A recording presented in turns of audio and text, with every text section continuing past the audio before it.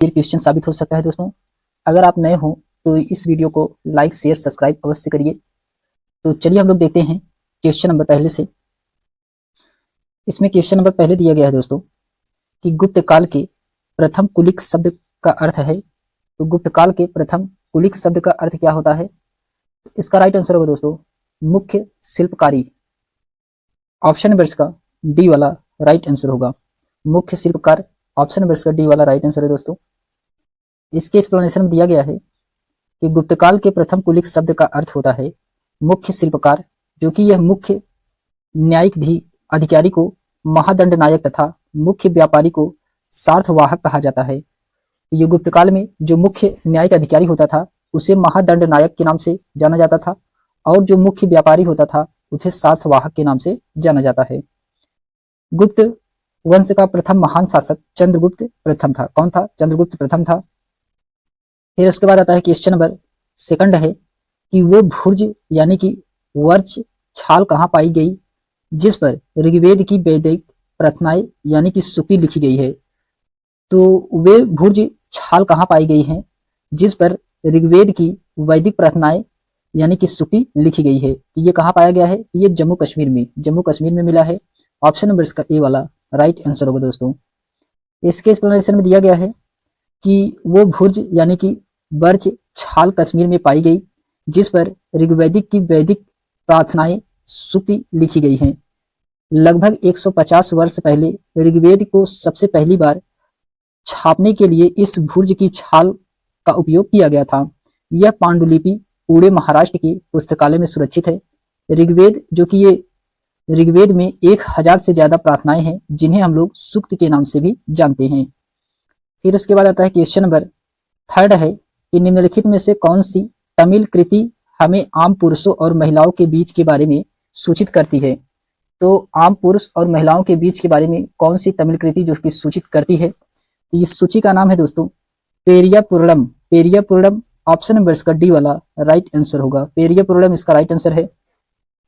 फिर उसके बाद आता है इसके एक्सप्लेनेशन में दिया गया है कि 12वीं शताब्दी की तमिल कृति पेरिया पुरलम में आम पुरुषों और महिलाओं के जीवन के बारे में सूचित करती है। शिल्पदिकारम को तमिल साहित्य के प्रथम महाकाव्य के रूप में जाना जाता है। इस महाकाव्य की रचना इंग्लो आदिगल ने की थी। वैलियापति यानी कि संगमकालीन प्रसिद्ध महाकाव्य है। इसका तमिल साहित्य में महत्वपूर्ण स्थान है। मणिमेकलाई जो कि 30 छंदों का महाकाव्य है, इसके रचनाकार चितलाई चतनार है। कौन है? चितलाई चतनार है। फिर उसके बाद आता है क्वेश्चन नंबर 4 है कि निम्नलिखित में से कौन सा मेल नहीं खा रहा है।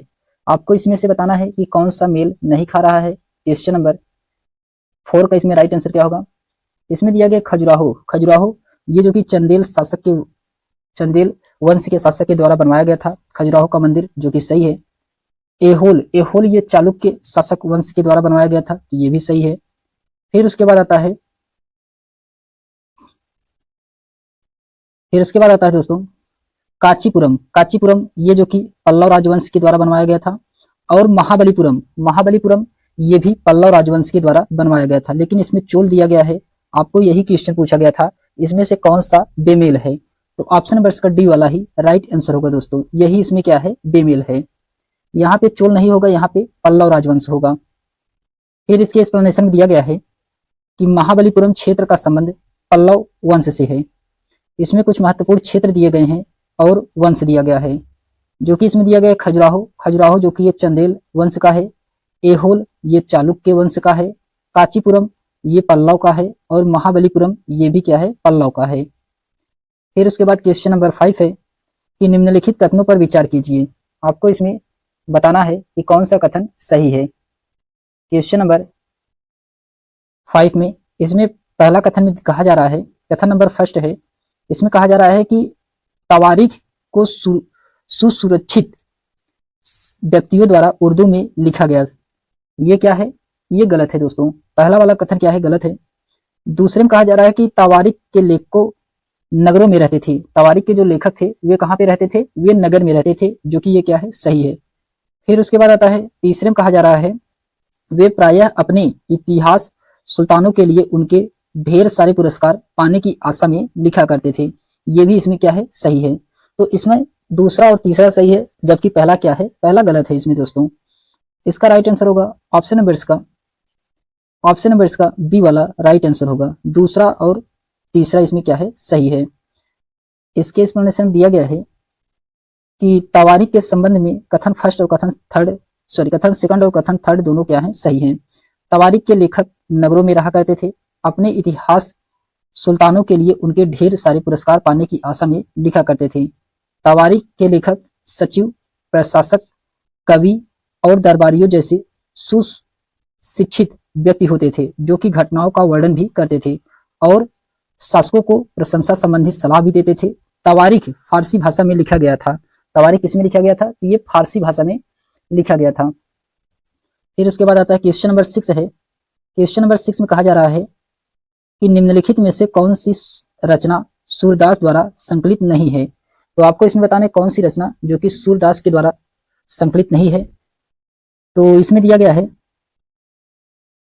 सूरसागर, ये जो कि सूरदास के द्वारा लिखी गई थी, सूरसागर। फिर उसके बाद सूर सरावली, ये भी है। साहित्य रत्ना ये जो कि सूरदास की नहीं है। साहित्य लहरी, ये भी सूरदास की है। तो इसमें ए बी डी इसका सही है, जबकि इसमें क्या है, सी वाला ये जो कि गलत है। यही इसका राइट आंसर होगा। ऑप्शन नंबर इसका सी वाला राइट आंसर होगा दोस्तों। इसमें दिया गया है कि साहित्य रत्ना सूरदास द्वारा संकलित नहीं है। सूरसागर, सूर सरावली, साहित्य लहरी, यह तीनों क्या हैं, सूरदास की संकलित रचनाएं हैं। सूरदास जो कि हिंदी के भक्ति काल के महान कवि थे, ये भगवान श्री कृष्ण के अन्यान उपासक और ब्रजभाषा के श्रेष्ठ कवि थे।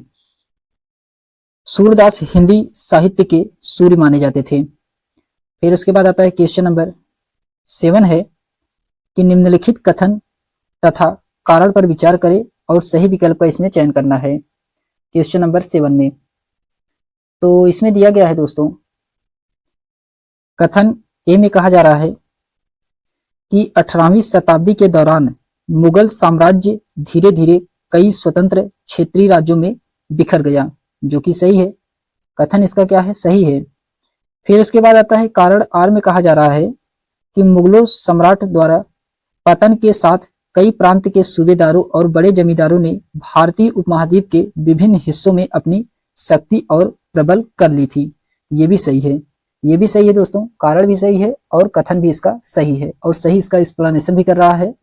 तो ऑप्शन नंबर इसका ए वाला राइट आंसर होगा। ऑप्शन नंबर इसका ए वाला राइट आंसर होगा। फिर उसके बाद आता है, इसके एक्सप्लेनेशन में दिया गया है कि 1707 ईस्वी में औरंगजेब की मृत्यु के पश्चात मुगल साम्राज्य का पतन आरंभ हो गया था। 18वीं शताब्दी में अहमद शाह अब्दाली के आक्रमणों से मुगल साम्राज्य धीरे धीरे कई स्वतंत्र क्षेत्रीय राज्यों में बिखर गया। 18वीं शताब्दी में बंगाल के एक क्षेत्रीय राज्य बन जाने में जमींदारों में काफी बदलाव आया। मुगल सम्राटों की सत्ता के पतन के साथ कई प्रांत के सूबेदार अपनी शक्ति और प्रबल कर ली थी। फिर उसके बाद आता है क्वेश्चन नंबर 8 है। क्वेश्चन नंबर 8 में कहा जा रहा है कि किस क्षेत्र में भूस्वामियों को वेल्लार कहा जाता था। तो किस क्षेत्र में कहा जाता था, ये तमिल क्षेत्र में। तमिल क्षेत्र में भूस्वामियों को वेल्लार कहा जाता है। ऑप्शन नंबर इसका बी वाला राइट आंसर होगा। इसके एक्सप्लेनेशन में दिया गया है कि तमिल क्षेत्र के भूस्वामियों को वेल्लार कहा जाता था। संगम युग में साधारण हल चलाने वाले को उझावर के नाम से जाना जाता था। दास साहित्य भूमिहीन मजदूरों को कैदेसियार और आदिमाई के नाम से जाना जाता था। फिर उसके बाद आता है क्वेश्चन नंबर 9 है। इसमें कहा जा रहा है कि कथन ए और कथन बी को पढ़ें और इसमें सही उत्तर का चयन करना है। क्वेश्चन नंबर 9 में आपको इसमें कथन ए पढ़ना है और कथन बी। तो कथन ए में कहा जा रहा है कि राजा राम मोहन राय जैसे लोग जो सुधारक इसलिए कहा जाता था क्योंकि वे मानते थे कि समाज में परिवर्तन लाना और अन्यायपूर्ण तौर तरीकों से छुटकारा पाना जरूरी है। ये कथन क्या है, ये कथन सही है। कथन ए इसमें क्या है, सही है। कथन बी में कहा जा रहा है कि सुधारकों का विचार था कि इस तरह परिवर्तन के लाने से लोगों को इस बात के लिए प्रेरित किया जाना चाहिए कि वे पुराने व्यवहार को छोड़कर जीवन का नया ढंग अपनाने के लिए तैयार हों। तो ये भी क्या है, ये भी इसमें सही है। दोनों कथन सही दोस्तों, कथन ए भी सही है और कथन इसमें बी भी सही है। तो ऑप्शन नंबर इसका सी वाला राइट आंसर होगा। ए और बी इसमें दोनों क्या है, सही हैं। इसके एक्सप्लेनेशन में दिया गया है कि राजा राम मोहन राय को समाज सुधारक के रूप में जाना जाता है।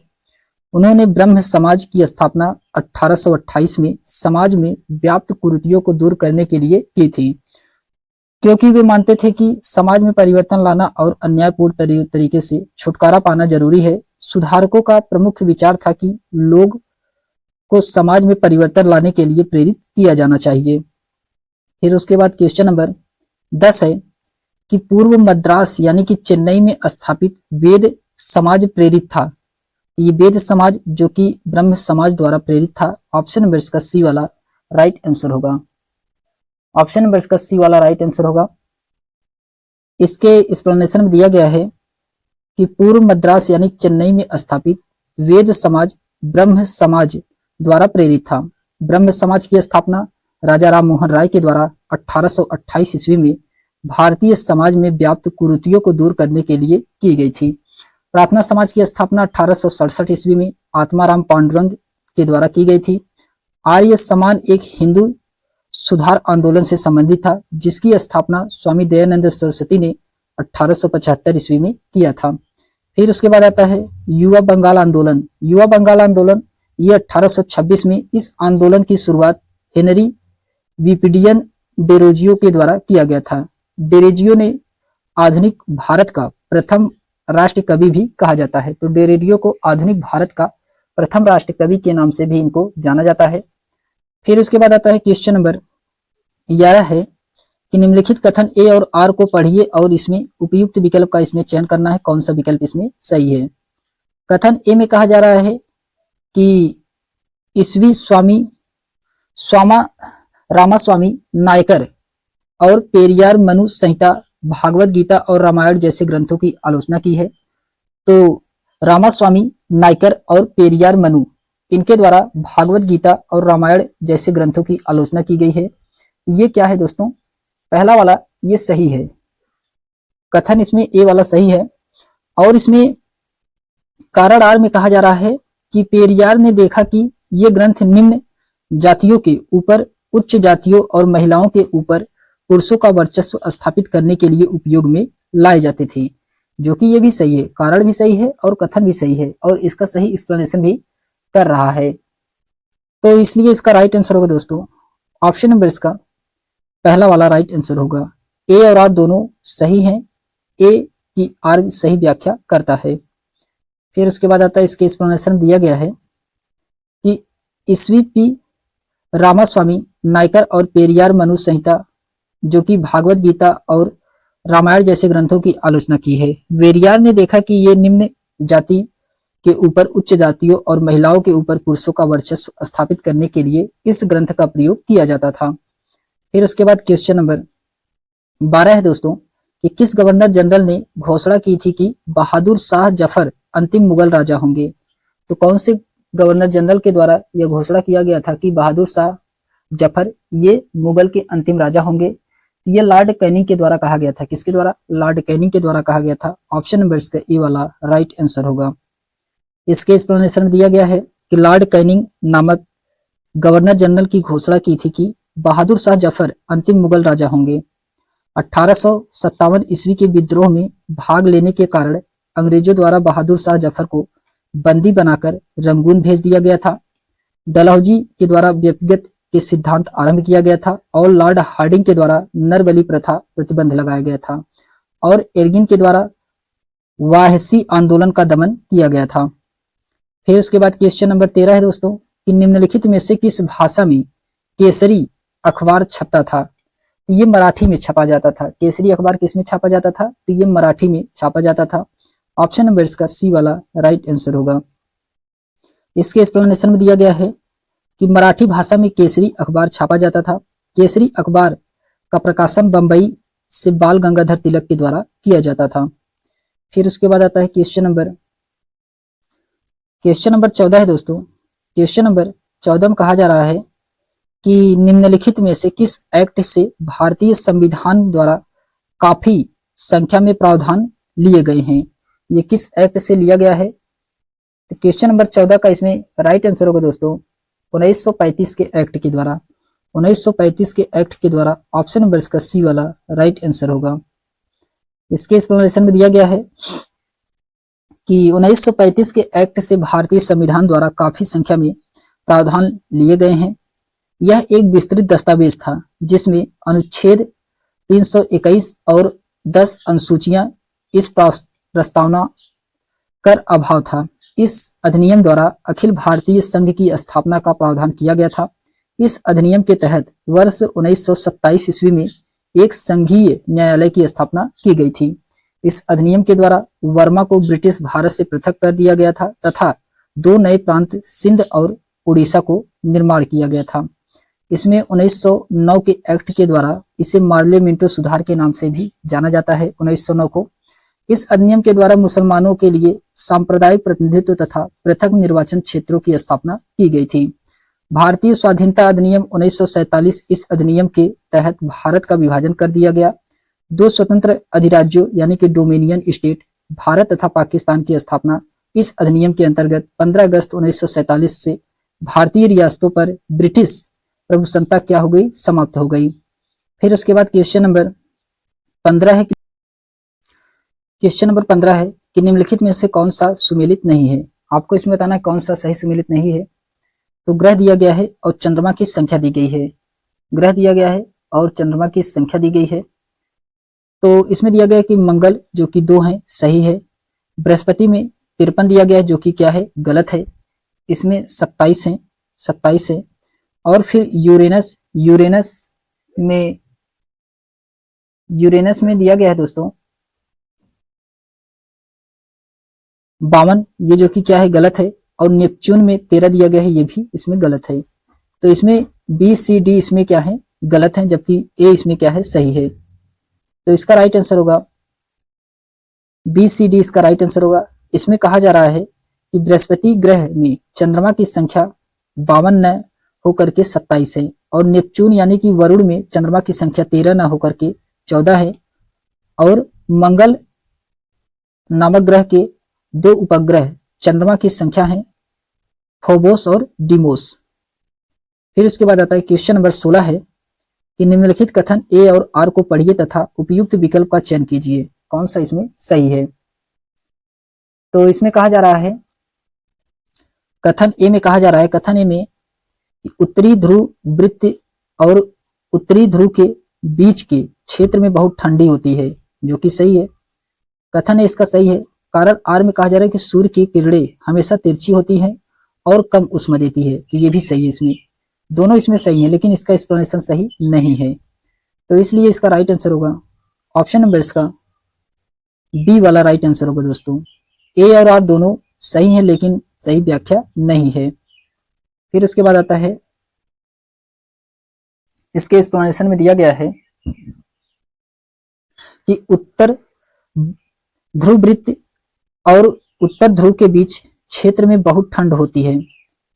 सूर्य की किरणें हमेशा तिरछी होती हैं और कम उष्मा देती हैं। विषुवत रेखा के उत्तरी भाग को उत्तरी गोलार्ध तथा दक्षिणी भाग को दक्षिणी और दक्षिणी गोलार्ध के मध्य भाग को शीत कटबंधी या ध्रुवी कटबंधी कहा जाता है। शीत कटबंधी में तापमान बहुत ही कम होता है, परिणाम स्वरूप यहाँ हमेशा बर्फ जमी रहती है, जिससे उत्तरी ध्रुव वृत्त के क्षेत्र में ठंड अधिक होती है। फिर उसके बाद आता है क्वेश्चन नंबर 17 है कि सूर्य पूर्व में उदय होता है क्योंकि सूर्य पूर्व में उदय होता है क्योंकि पृथ्वी पश्चिम से पूर्व की ओर चक्कर लगाती है। पृथ्वी पश्चिम से पूर्व की ओर चक्कर लगाती है। ऑप्शन नंबर इसका बी वाला राइट आंसर होगा। इसके एक्सप्लेनेशन में दिया गया है कि सूर्य पूर्व में उदय होता है क्योंकि पृथ्वी पश्चिम से पूर्व की ओर चक्कर लगाती है। पृथ्वी द्वारा सूर्य की एक परिक्रमण करने में लगने वाले समय को सौर वर्ष कहते हैं। पृथ्वी सूर्य के चारों ओर 29.7 किलोमीटर प्रति सेकंड के वेग से चक्कर लगाती हैं। पृथ्वी से संबंधित प्रमुख तथ्य क्या है? पृथ्वी को जल की उपस्थिति के कारण इसे नीला ग्रह कहा जाता है। पृथ्वी का एकमात्र उपग्रह कौन सा है? तो चंद्रमा है। फिर उसके बाद क्वेश्चन नंबर 18 है। क्वेश्चन नंबर 18 में कहा जा रहा है कि भारत में केंद्रीय सरकारी कार्यालय के खुलने का समय पूर्वाह्न 9 बजे जो कि भारतीय मानक समय है, चंडीगढ़ के पास 76 अंश 45 मिनट पूर्व देशांतर पर और कलकत्ता के पास 88 अंश 15 मिनट पूर्व देशांतर क्रम पर केंद्र सरकार के कार्यालयों के खुलने का स्थानीय समय इसमें क्या होगा। तो इसमें स्थानीय समय क्या होगा, तो इसका राइट आंसर होगा दोस्तों, इसका स्थानीय समय होगा कि 8:37 पूर्वाह्न और 9:23 पूर्वाह्न भी होगा। ऑप्शन नंबर इसका डी वाला राइट आंसर होगा। फिर उसके बाद आता है क्वेश्चन नंबर 19 है। क्वेश्चन नंबर 19 में कहा जा रहा है कि दक्कन पठार अपने पश्चिमी भाग पर कौन सी भौतिक विशेषता से जुड़ा हुआ है। तो कौन सी, तो ये सह्याद्री ऑप्शन नंबर इसका सी वाला राइट आंसर होगा। इसके एक्सप्लेनेशन में दिया गया है कि दक्कन पठार अपने पश्चिमी भाग पर सह्याद्री भौतिक विशेषताओं से जुड़ा हुआ है। 60 अंश उत्तरी अक्षांश रेखा सह्याद्री को 2 भागों में विभाजित करती है, उत्तरी सह्याद्री एवं दक्षिणी सह्याद्री, जो कि उत्तरी सह्याद्री को सर्वोच्च शिखर कलसुबाई जो कि 1646 मीटर ऊंचा है एवं दक्षिणी सह्याद्री को सर्वोच्च शिखर केंद्रमुख ये जो कि 1892 मीटर है। दक्कन का पठार मध्य प्रदेश व महाराष्ट्र राज्य में स्थित है। यह पठार ज्वालामुखी बेसाल्ट चट्टानों से बना हुआ है। इस पठार के पूर्वी भाग को विदर्भ कहा जाता है। दक्कन पठार में काली मिट्टी की प्रचुर मात्रा में पाई जाती है। फिर उसके बाद आता है क्वेश्चन नंबर 20 है। आपको इसमें सही सुमेलित कराना है। क्वेश्चन नंबर 20 में दिया गया है इसमें संगमरमर ये जो कि क्या है, तो ये कायांतरित शैव है। संगमरमर क्या है, कायांतरित शैल है। तो इसका राइट आंसर होगा चौथा। बलुआ पत्थर अवसादी शैल है। बलुआ पत्थर क्या है, अवसादी है, पहला सही है। कोयला ये जो कि क्या है, कोयला जीवाश्म ईंधन है कोयला, तो इसका दूसरा सही है। और ग्रेनाइट ये क्या है, अग्नेय शैल है, इसका तीसरा सही है। तो इसका राइट आंसर होगा ए का इसमें चौथा सही है, बी का पहला, सी का दूसरा और डी का इसमें डी का इसमें तीसरा सही है। इसका राइट आंसर होगा ऑप्शन नंबर इसका सी वाला राइट आंसर होगा। फिर उसके बाद आता है इसके एक्सप्लेनेशन दिया गया है कि संगमरमर जो कि ये कायांतरित शैव है, बलुआ पत्थर ये अवसादी शैल है, कोयला ये जीवाश्म ईंधन है और ग्रेनाइट ये अग्नेय शैल है। फिर उसके बाद क्वेश्चन नंबर 21 है। क्वेश्चन नंबर 21 में कहा जा रहा है कि निम्नलिखित युग्मों पर विचार कीजिए और इसमें दिया गया स्थल रूप दिया गया है और घटक दिया गया है। तटबद्ध ये जो कि समुद्री तरंग का घटक है, तो इसका दूसरा सही है। स्टैक ये जो कि समुद्री तरंग है, ये भी स्टैक क्या है, समुद्री। आइए देखते हैं इसमें छत्रक शैल में क्या होगा, तो छत्रक शैल में पवन होगा। छत्रक शैल में क्या होगा, पवन होगा, पहला सही है। और हिमौड़ में क्या होगा, हिमौड़ में हिमनद होगा और स्टैक में नदी होगा। तो इसका राइट आंसर होगा दोस्तों ए का इसमें दूसरा सही है, बी का तीसरा, सी का पहला और डी का इसमें चौथा सही है। तो इसका राइट आंसर होगा ऑप्शन नंबर इसका सी वाला राइट आंसर होगा। ऑप्शन नंबर इसका सी वाला राइट आंसर होगा। इसके एक्सप्लेनेशन में दिया गया है कि तटबद्ध ये जो कि समुद्री तरंग और स्टेप ये जो कि क्या है, यहाँ पे समुद्र दिया गया है जो कि ये गलत होगा। यहाँ पे क्या होगा, यहाँ पे होगा पवन, नहीं यहाँ पे होगा नदी यहाँ पे होगा नदी। और छत्रक शैल ये जो कि पवन है, हिमनौड़ ये हिमनद है। फिर उसके बाद आता है क्वेश्चन नंबर 22 दोस्तों। क्वेश्चन नंबर 22 में कहा जा रहा है कि लद्दाख की जलवायु अत्यधिक शीतल और शुष्क है, निम्नलिखित में से कौन सा कारक इसके लिए उत्तरदायी है। तो आपको बताना है कि जो लद्दाख की जलवायु है वह अत्यधिक शीतल और शुष्क है, इनमें से कौन सा कारण है। तो ऊंचाई पे होने के कारण इसीलिए लद्दाख का जलवायु अत्यधिक शीतल और शुष्क होता है। ऑप्शन नंबर इसका बी वाला राइट आंसर होगा। इसके एक्सप्लेनेशन में दिया गया है कि लद्दाख की जलवायु अपनी ऊंचाई के कारण अत्यधिक शीतल और शुष्क है। लद्दाख उत्तर पश्चिमी हिमालय के पर्वतीय क्रम में आता है, जहाँ का अधिकांश धरातल कृषि योग्य नहीं है। यहाँ की जलवायु अत्यंत शुष्क एवं कठोर होती है। फिर क्वेश्चन नंबर 23 है। क्वेश्चन नंबर 23 में कहा जा रहा है कि निम्नलिखित कथन ए आर को पढ़ें और सही विकल्प का इसमें चयन करना है। तो इसमें सही विकल्प का चयन करना है। दिया गया है इसमें कथन ये दिया गया है कि कम तापमान वाले क्षेत्रों में वायु ठंडी होती है, जो कि ये क्या है, सही है। कथन ये इसका सही है कि कम तापमान वाले क्षेत्रों में वायु ठंडी होती है, सही है। फिर कारण आर में कहा जा रहा है कि ठंडे क्षेत्रों में वायु भारी होती है। तो ठंडे क्षेत्रों में वायु जो होता है क्या होता है, भारी होता है। तो ये भी इसमें सही है। कथन कारण दोनों सही है और इसका सही एक्सप्लेनेशन भी कर रहा है। तो ऑप्शन नंबर इसका ए वाला राइट आंसर होगा। ए आर दोनों सही हैं, आर ए का सही व्याख्या करता है। फिर उसके बाद आता है, इसके एक्सप्लेनेशन में दिया गया है कि कम तापमान वाले क्षेत्रों में वायु ठंडी होती है तथा ठंडे क्षेत्रों में वायु भारी होती है, जो कि इसमें पृथ्वी की सतह पर वायु के भार द्वारा लगाया गया दाब वायु दाब कहलाता है। वायुमंडल में ऊपर की ओर जाने पर दाब तेजी से गिरने लगता है। समुद्र स्तर पर वायुदाब सर्वाधिक होता है और ऊंचाई पर जाने पर यह घट जाता है। वायुदाब का क्षैतिज वितरण किसी स्थान पर उपस्थित वायु के ताप पर द्वारा प्रभावित होता है। अत्यधिक तापमान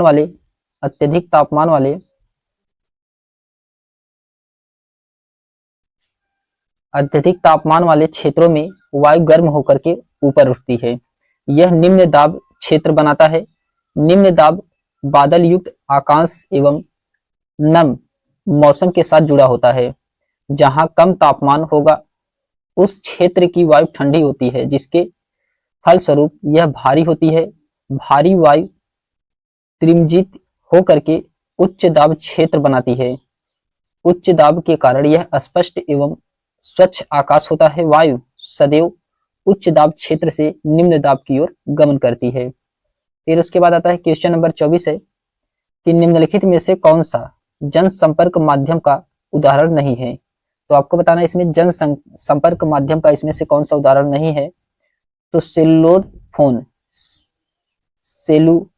फोन ऑप्शन नंबर इसका सी वाला राइट आंसर होगा। सेलुलर फोन, इसके एक्सप्लेनेशन दिया गया है कि सेलुलर फोन जो कि जनसंपर्क माध्यम का उदाहरण नहीं है, समाचार पत्र, रेडियो, टेलीविजन यह तीनों जनसंपर्क के माध्यम है। सेलुलर फोन यह एक तरह तार रहित चल संचार का उपकरण है। फिर उसके बाद आता है क्वेश्चन नंबर 25 है कि भूमध्य सागरीय प्रकार की वनस्पति कहाँ पाई जाती है। तो भूमध्य सागरीय प्रकार की वनस्पति ये कहाँ पे पाया जाता है, ये पाया जाता है दक्षिण पूर्वी अफ्रीका में। दक्षिण पूर्वी अफ्रीका में ऑप्शन नंबर इसका डी वाला राइट आंसर होगा। इसके एक्सप्लेनेशन में दिया गया है कि भूमध्य सागरीय प्रकार की वनस्पति दक्षिण पूर्वी अफ्रीका में पाई जाती है। यहाँ की अधिकतर वनस्पति में शुष्कता प्रतिरोधी क्षमता होती है। इन पेड़ों की छाल मोटी, पत्तियां कड़ी, चिकनी एवं चमकदार होती हैं। इन पेड़ों की शाखाएं कांटेदार तथा मोटी होती हैं। यहाँ की वनस्पतियों की ये सभी विशेषताएं उसे ग्रीष्म ऋतु में होने वाले अत्यधिक वाष्पोत्सर्जन से बचाती हैं। इस प्रकार की वनस्पति का सबसे अच्छा उदाहरण यहाँ पाई जाने वाली सदा रहित छोटी छोटी झाड़ियां हैं, जिन्हें कैलिफोर्निया के चेपरल, दक्षिण फ्रांस में मैकीज तथा इटली में मछिया कहते हैं। भूमध्य सागरीय प्रदेशों की जलवायु घास उगाने के लिए अनुकूलित नहीं है, क्योंकि यहाँ ग्रीष्म में शीत शुष्क होती है।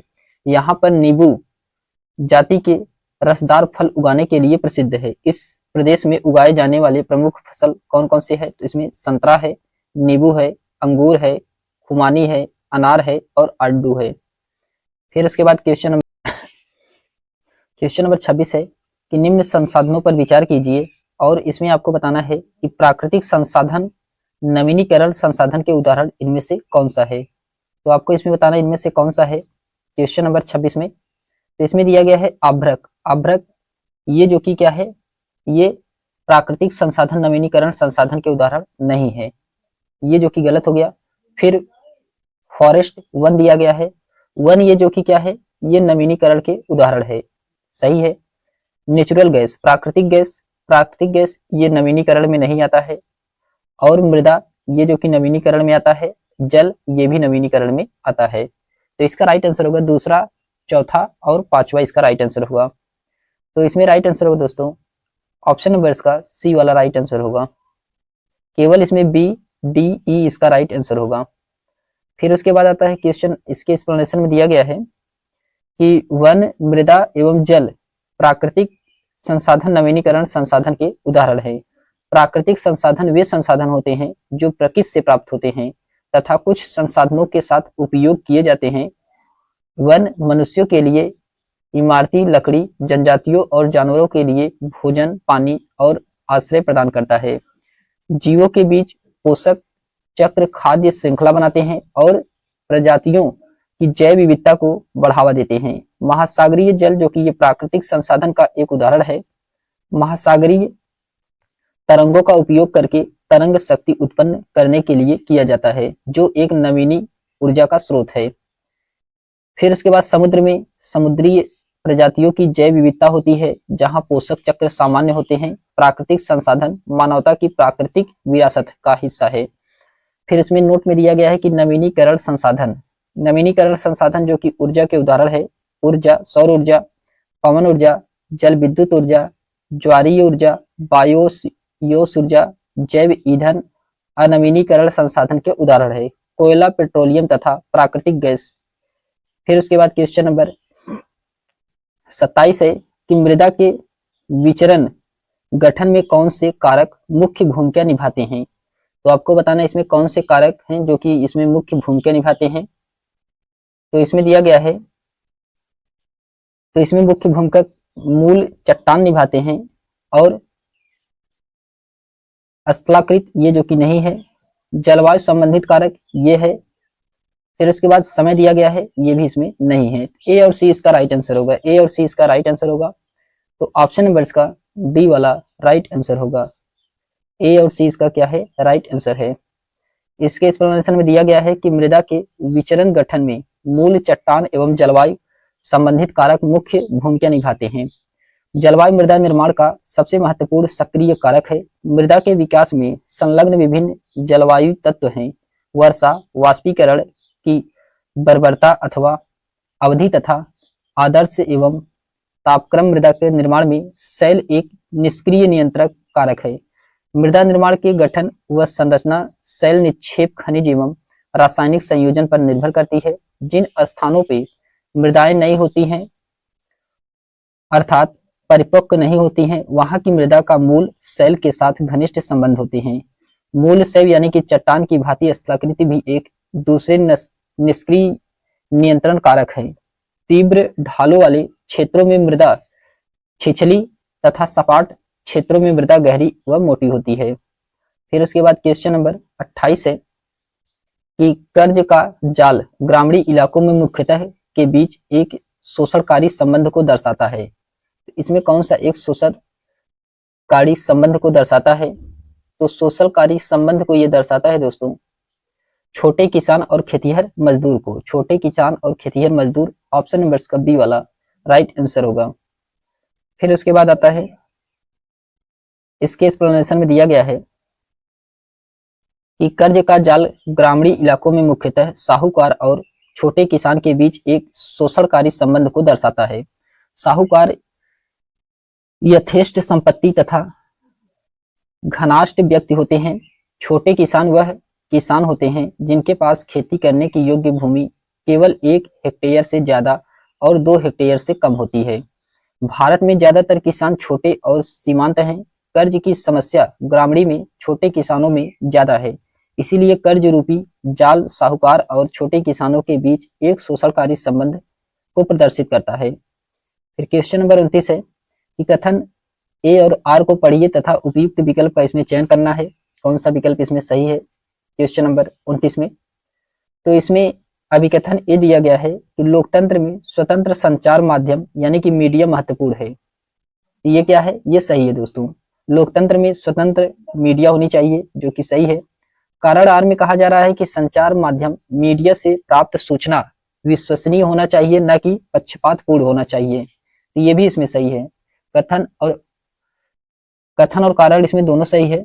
इसका सही एक्सप्लेनेशन भी कर रहा है, इसलिए इसका राइट आंसर होगा ऑप्शन नंबर इसका पहला वाला राइट आंसर होगा। फिर उसके बाद आता है, इसके एक्सप्लेनेशन में दिया गया है कि लोकतंत्र में स्वतंत्र संचार माध्यम मीडिया महत्वपूर्ण है। संचार माध्यम मीडिया से प्राप्त सूचना विश्वसनीय होनी चाहिए, ना कि पक्षपातपूर्ण। लोकतंत्र में मीडिया एक प्रमुख स्थान है। मीडिया द्वारा प्रदत्त जानकारी ही जनमानस तक पहुंचाती है। लोकतंत्र में कार्यपालिका, विधायिका, न्यायपालिका के साथ मीडिया चौथा स्तंभ है। यह लोकतंत्र का एक प्रमुख प्रहरी है। मीडिया के माध्यम से ही जनमानस में वास्तविकता का सही विकास होता है और मीडिया एक स्वस्थ लोकतंत्र को आकार देने में महत्वपूर्ण भूमिका का निर्वहन करता है। फिर उसके बाद यह लोकतंत्र की रीढ़ है। मीडिया को पक्षपातपूर्ण रूप से व्यवहार नहीं करना चाहिए, क्योंकि यह एक विश्वसनीय संचार का रूप होता है। फिर क्वेश्चन नंबर 30 है कि भारत में सरकार काम करती है कहां पर? भारत में सरकार काम करती है कहां पे? ये काम करती है दोस्तों, भारत में सरकार ये काम करती है वर्ल्ड स्तर पर, जो कि गलत है। राज्य स्तर पर सही है। राष्ट्रीय स्तर पर, ये भी इसमें सही है। और फिर क्षेत्रीय स्तर पर, क्षेत्रीय स्तर पर क्या है? तो क्षेत्रीय स्तर पर ये भी इसमें क्या है? गलत है। तो इसमें बी और सी इसका राइट आंसर होगा। बी और सी इसका राइट आंसर होगा। तो इसलिए राइट आंसर होगा ऑप्शन नंबर इसका बी वाला राइट आंसर होगा। बी और सी इसमें क्या है? राइट आंसर है। फिर उसके बाद आता है, इसके एक्सप्लेनेशन में दिया गया है कि भारत में सरकार राज्य स्तर और राष्ट्रीय स्तर पर काम करती है। सरकार कुछ निश्चित व्यक्तियों के समूह होती है, जो कि राष्ट्र तथा राज्यों के निश्चित काल के लिए निश्चित पद्धति द्वारा शासन करता है। इसके 3 अंग होते हैं: विधायिका, कार्यपालिका, न्यायपालिका। सरकार के माध्यम से राज्य में राज्य शासन नीति लागू होती है। सरकार के तंत्र का अभिप्राय उस राजनीतिक व्यवस्था से होती है जिसके द्वारा राज्य की सरकार को जाना जाता है। फिर उसके बाद इसमें राज्य निरंतर बदलती हुई विधायिका द्वारा प्रशासित होती है। सांसदीय पद्धति में सरकार का अभिप्राय राष्ट्रपतीय पद्धति के अधिशासित शाखा होते हैं। इस पद्धति में राष्ट्र में प्रधानमंत्री एवं मंत्रिपरिषद तथा राज्य में मुख्यमंत्री एवं मंत्रिपरिषद का कार्यपालिका के प्रमुख सदस्य होते हैं। फिर क्वेश्चन नंबर 31 है, कौन सरपंच की तरह कार्य करता है? तो इसमें बताना है कौन सरपंच की तरह कार्य करता है। ये कार्य करते हैं दोस्तों सरपंच की तरह अन्य वार्ड सदस्यों द्वारा चयनित यानी कि चुना गया एक वार्ड सदस्य। ऑप्शन नंबर इसका सी वाला राइट आंसर होगा। ऑप्शन नंबर इसका सी वाला राइट आंसर होगा। इसके एक्सप्लेनेशन में दिया गया है कि अन्य वार्ड सदस्यों द्वारा चयनित या चुना गया एक वार्ड सदस्य सरपंच की तरह काम करता है। सरपंच ग्राम का पंचायत मुख्य होता है। सरपंच भारत में स्थानीय स्वशासन के लिए गांव स्तर पर विधिक संस्था ग्राम पंचायत का प्रावधान होता है। सरपंच चुने गए पंचों की मदद से ग्राम पंचायत के प्रमुख विषयों पर निर्णय लेता है। सरपंच का कार्यकाल 5 वर्ष का होता है। इसका चुनाव ग्राम वासियों के द्वारा किया जाता है। फिर उसके बाद इसमें दिया गया है कि 1992 में संविधान के 73वें और 74वें संशोधन को संसद ने पारित किया था। संविधान के 73वें संशोधन गांव के स्थानीय शासन से जुड़ा हुआ है, जिसका संबंध पंचायती राज व्यवस्था के संस्थानों से है। और संविधान का जो 74वां संविधान संशोधन है, यह शहरी स्थानीय शासन यानी कि नगर पालिका से जुड़ा हुआ है। 1993 में 73वां और 74वां संशोधन लागू हुआ था। त्रिस्तरीय पंचायती राज व्यवस्था में ग्राम पंचायत यानी कि ग्राम स्तर पर, पंचायत समिति मध्यवर्ती स्तर पर और जिला परिषद जिला स्तर पर शामिल है। फिर उसके बाद आता है क्वेश्चन नंबर 32 है कि लेबर चौक किसे कहते हैं? लेबर चौक किसे कहा जाता है? तो लेबर चौक कहा जाता है कि ऐसी जगह जहां दिहाड़ी मजदूर काम की तलाश पर इकट्ठा होते हैं, उसे क्या कहा जाता है? लेबर चौक कहा जाता है। ऑप्शन नंबर इसका सी वाला राइट आंसर होगा। इसके एक्सप्लेनेशन में दिया गया है कि लेबर चौक उस जगह को कहते हैं जहां दिहाड़ी मजदूर काम की तलाश में इकट्ठा होते हैं। लेबर चौक पर जो मजदूर रहते हैं उनमें से अधिकतर अपने रहने की अस्थायी व्यवस्था नहीं कर पाते, इसीलिए ये मजदूर काम की तलाश में एक साथ चौक पर इकट्ठा होते हैं। फिर उसके बाद आता है क्वेश्चन नंबर 33 है कि निम्नलिखित में से कथनों को पढ़िए और सही विकल्प का इसमें चयन करना है। कथन ए में कहा जा रहा है कि बुनकरों की सहकारी संस्था व्यापारियों के ऊपर निर्भरता कम करने का एक साधन है। तो ये क्या है, ये जो कि इसमें सही है, कथन ए इसका सही है। और इसमें कथन बी में कहा जा रहा है कि और व्यापारियों की आमदनी बढ़ाने का जरिया है, ये जो कि क्या है, गलत है। बी वाला इसका गलत है, जबकि ए वाला इसमें क्या है, सही है। इसका राइट आंसर होगा केवल इसमें ए वाला ही सही है, केवल ए वाला ही सही होगा। ऑप्शन नंबर इसका ए वाला राइट आंसर होगा। फिर उसके बाद आता है इसके एक्सप्लेनेशन में दिया गया है कि बुनकरों की सहकारी संस्था व्यापारियों के ऊपर निर्भर काम करने का एक संसाधन है। एक बुनकर सहकारी समिति में एक समूह बनाते हैं तथा सामूहिक रूप से कुछ गतिविधियां करते हैं। बुनकर सहकारी समितियों में समान हितों वाले लोग एक साथ आ जाते हैं और पारस्परिक लाभ के लिए काम करते हैं। व्यापारियों की भूमिका यहाँ कम हो जाती है और बुनकर अधिक आय अर्जित करते हैं। व्यापारियों की आमदनी बढ़ाने का जरिया नहीं है। फिर इसमें क्वेश्चन नंबर 34 है कि कथन ए और आर को पढ़िए तथा इसमें सही विकल्प का चयन करना है। अभी कथन ए दिया गया इसमें कि किसी भी देश को पूरी तरह से लोकतंत्र नहीं कहा जा सकता है। तो किसी भी देश को पूरी तरह से लोकतंत्र नहीं कहा जा सकता है, जो कि सही है। ऑप्शन नंबर इसका पहला वाला सही है। कारण आर में कहा जा रहा है व्यक्ति और समुदाय सदैव लोकतंत्र को नए अर्थ देने का प्रयास करते हैं। तो ये भी क्या है, सही है। ये भी इसमें सही है। अभी कथन भी सही है और इसका कारण भी सही है और इसका सही व्याख्या भी कर रहा है। तो इसलिए इसका राइट आंसर होगा ऑप्शन नंबर इसका पहला वाला ही राइट आंसर होगा। ए और आर दोनों सही है तथा आर ए का सही व्याख्या करता है। फिर उसके बाद आता है क्वेश्चन नंबर नेक्स्ट है क्वेश्चन नंबर 35 है कि जेंडर असमानता का समाधान के स्तर पर करने की जरूरत है। तो इसमें करने की जरूरत क्या है, तो परिवार समाज और सरकार, परिवार समाज और सरकार, ऑप्शन नंबर इसका बी वाला राइट आंसर होगा। फिर उसके बाद आता है इसके एक्सप्लेनेशन में दिया गया है कि जेंडर असमानता का समाधान परिवार समाज और सरकार के स्तर पर काम करने की जरूरत है। लैंगिक असमानता का तात्पर्य है कि लैंगिक आधार पर महिलाओं के साथ भेदभाव से परंपरागत रूप समान में महिलाओं को कमजोर वर्ग के रूप में देखा जा रहा है। वे घर और समाज दोनों जगह पर शोषण, अपमान और भेदभाव से पीड़ित होती हैं। सामाजिक, आर्थिक और राजनीतिक प्रगति के बावजूद वर्तमान भारतीय समाज में पितृसत्तात्मक मानसिकता जटिल रूप से व्याप्त है। फिर इसमें लैंगिक असमानता को दूर करने के लिए परिवार, समाज और सरकार को महिलाओं के प्रति एक समान भाव प्रदर्शित करना चाहिए। फिर उसके बाद आता है क्वेश्चन नंबर 36 है कि निम्नलिखित में से कौन सा मौलिक अधिकार नहीं है। आपको इसमें बताना है कौन सा मौलिक अधिकार नहीं है क्वेश्चन नंबर 36 में। तो इसमें दिया गया है दोस्तों संपत्ति का अधिकार। संपत्ति का अधिकार ये जो कि अब मौलिक अधिकार के अंतर्गत नहीं आता है। ऑप्शन नंबर इसका सी वाला यही इसका राइट आंसर होगा।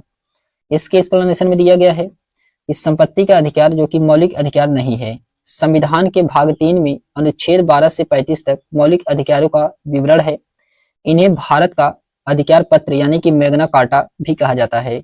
वर्तमान में संविधान के तहत नागरिकों को मौलिक अधिकार प्रदान किए गए हैं। कौन कौन से मौलिक अधिकार हैं, तो 6 प्रकार के मौलिक अधिकार दिए गए हैं। पहला है समानता का अधिकार जो कि ये अनुच्छेद 14 से 18 तक है। दूसरा है स्वतंत्रता का अधिकार जो कि अनुच्छेद 19 से 22 तक है। तीसरा है शोषण के विरुद्ध अधिकार जो कि ये 23 से 24 तक है। और चौथा है धार्मिक स्वतंत्रता का अधिकार जो कि अनुच्छेद 25 से 28 तक है। और पांचवा है सांस्कृतिक और शिक्षा संबंधित अधिकार जो कि अनुच्छेद 29 से 30 के बीच है। और छठवां है संवैधानिक उपचारों का अधिकार जो कि ये अनुच्छेद 32 में है। फिर इसके बाद आता है इसमें कुछ नोट में महत्वपूर्ण बातें दी गई हैं। इसमें कहा जा रहा है कि मूल संविधान में भारतीय नागरिकों को अनुच्छेद 19 के तहत 7 प्रकार की स्वतंत्रताएं प्रदान की गई थी, लेकिन संपत्ति के अधिकार के अनुच्छेद 19A यानी कि 1 को 44वें संविधान संशोधन से हटा दिया गया है। अब इसे भाग 12 में अनुच्छेद 300A के तहत कानूनी अथवा विधिक का अधिकार बनाया गया है। फिर उसके बाद आता है क्वेश्चन नंबर 37 है। इसमें कहा जा रहा है कि स्कूलों में मध्याह्न भोजन की योजना का प्रावधान निम्नलिखित में से भारतीय नागरिकों को प्राप्त है किस मौलिक अधिकार का विस्तार है। ये कौन से मौलिक अधिकार का विस्तार है? तो यह है दोस्तों जीवन का अधिकार है। जीवन का अधिकार ऑप्शन नंबर इसका बी वाला राइट आंसर होगा, जीवन का अधिकार। फिर उसके बाद आता है क्वेश्चन नंबर 38 है कि इंसाफ में देरी यानी कि इंसाफ का कत्ल, यह मुहावरा भारतीय न्याय व्यवस्था से जुड़ी है, निम्न में से किस समस्या को दर्शाता है? ये कौन सी समस्या को दर्शाता है? तो ये दर्शाता है दोस्तों न्यायालयों द्वारा सुनाई खत्म करने में अप्रत्याशित देरी होना। ऑप्शन नंबर इसका बी वाला राइट आंसर होगा। फिर उसके बाद आता है क्वेश्चन नंबर 39 है कि 2006 में लागू हुआ वन अधिकार अधिनियम एक ऐसा कानून है जो के अधिकारों को सुनिश्चित करता है। यह सुनिश्चित करता है, क्या सुनिश्चित करता है? इसमें से आपको इसमें सही विकल्प का चयन करना है। तो इसमें दिया गया है वनवासी, जो कि सही है। अनुसूचित जनजाति, ये क्या है? अनुसूचित जनजाति, ये भी इसमें सही है। पेपर मिल मालिक, ये गलत है। जानवर अधिकार कार्यकर्ता, ये भी इसमें गलत हैं। तो ए और बी यानी कि पहला और दूसरा इसमें सही है, पहला और दूसरा इसमें सही है। ऑप्शन नंबर इसका सी वाला राइट आंसर होगा। ए और बी इसमें क्या थे? सही थे। फिर उसके बाद आता है क्वेश्चन नंबर 40 है कि निम्नलिखित में से किस स्थिति को अनुभव करने के लिए साथ हास्यकरण का प्रयास संबंधित होता है? तो ये किससे संबंधित होता है? तो इसका राइट आंसर होगा दोस्तों, इसमें दिया गया है अभाव वंचन, जो कि सही है। भेदभाव, ये भी सही है। समानता, ये गलत है। गर्व, ये भी इसमें गलत है। तो ए और बी इसमें भी सही है।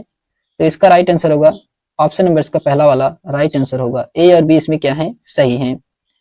फिर उसके बाद आता है क्वेश्चन नंबर 44 है कि सामाजिक विज्ञान में एक क्वेश्चन नंबर 41 है कि सामाजिक विज्ञान में एक विषय के रूप में माध्यमिक स्तर पर सम्मिलित नहीं है। तो माध्यमिक स्तर पर इसमें क्या सम्मिलित नहीं है? तो इसमें मनोविज्ञान जो कि सम्मिलित नहीं है। ऑप्शन नंबर इसका पहला वाला राइट आंसर होगा। जबकि इसमें भूगोल, इतिहास और राजनीतिक विज्ञान ये शामिल है, जो कि सामाजिक विज्ञान में। मनोविज्ञान इसमें शामिल नहीं है। ऑप्शन नंबर इसका पहला वाला राइट आंसर होगा। हैं यहाँ पे 6/2/2023 का ये प्रीवियस ईयर क्वेश्चन है। 6/2/2023 की ये एग्जाम हुआ था, उसका ये क्वेश्चन पेपर है। इसमें हम लोग एक्सप्लेनेशन के साथ देखेंगे, ये जो कि क्लास 6 से लेकर के क्लास 8 तक है। तो चलिए हम लोग इसमें देखते हैं। अगर आपको ये वीडियो पसंद आए तो चैनल को लाइक शेयर सब्सक्राइब अवश्य करिएगा दोस्तों।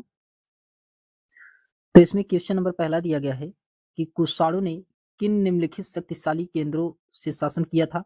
तो कुषाणों ने कहाँ से शासन किया था? तो पेशावर और मथुरा से कुषाणों के द्वारा शासन किया गया था। ऑप्शन नंबर इसका बी वाला राइट आंसर होगा, पेशावर और मथुरा।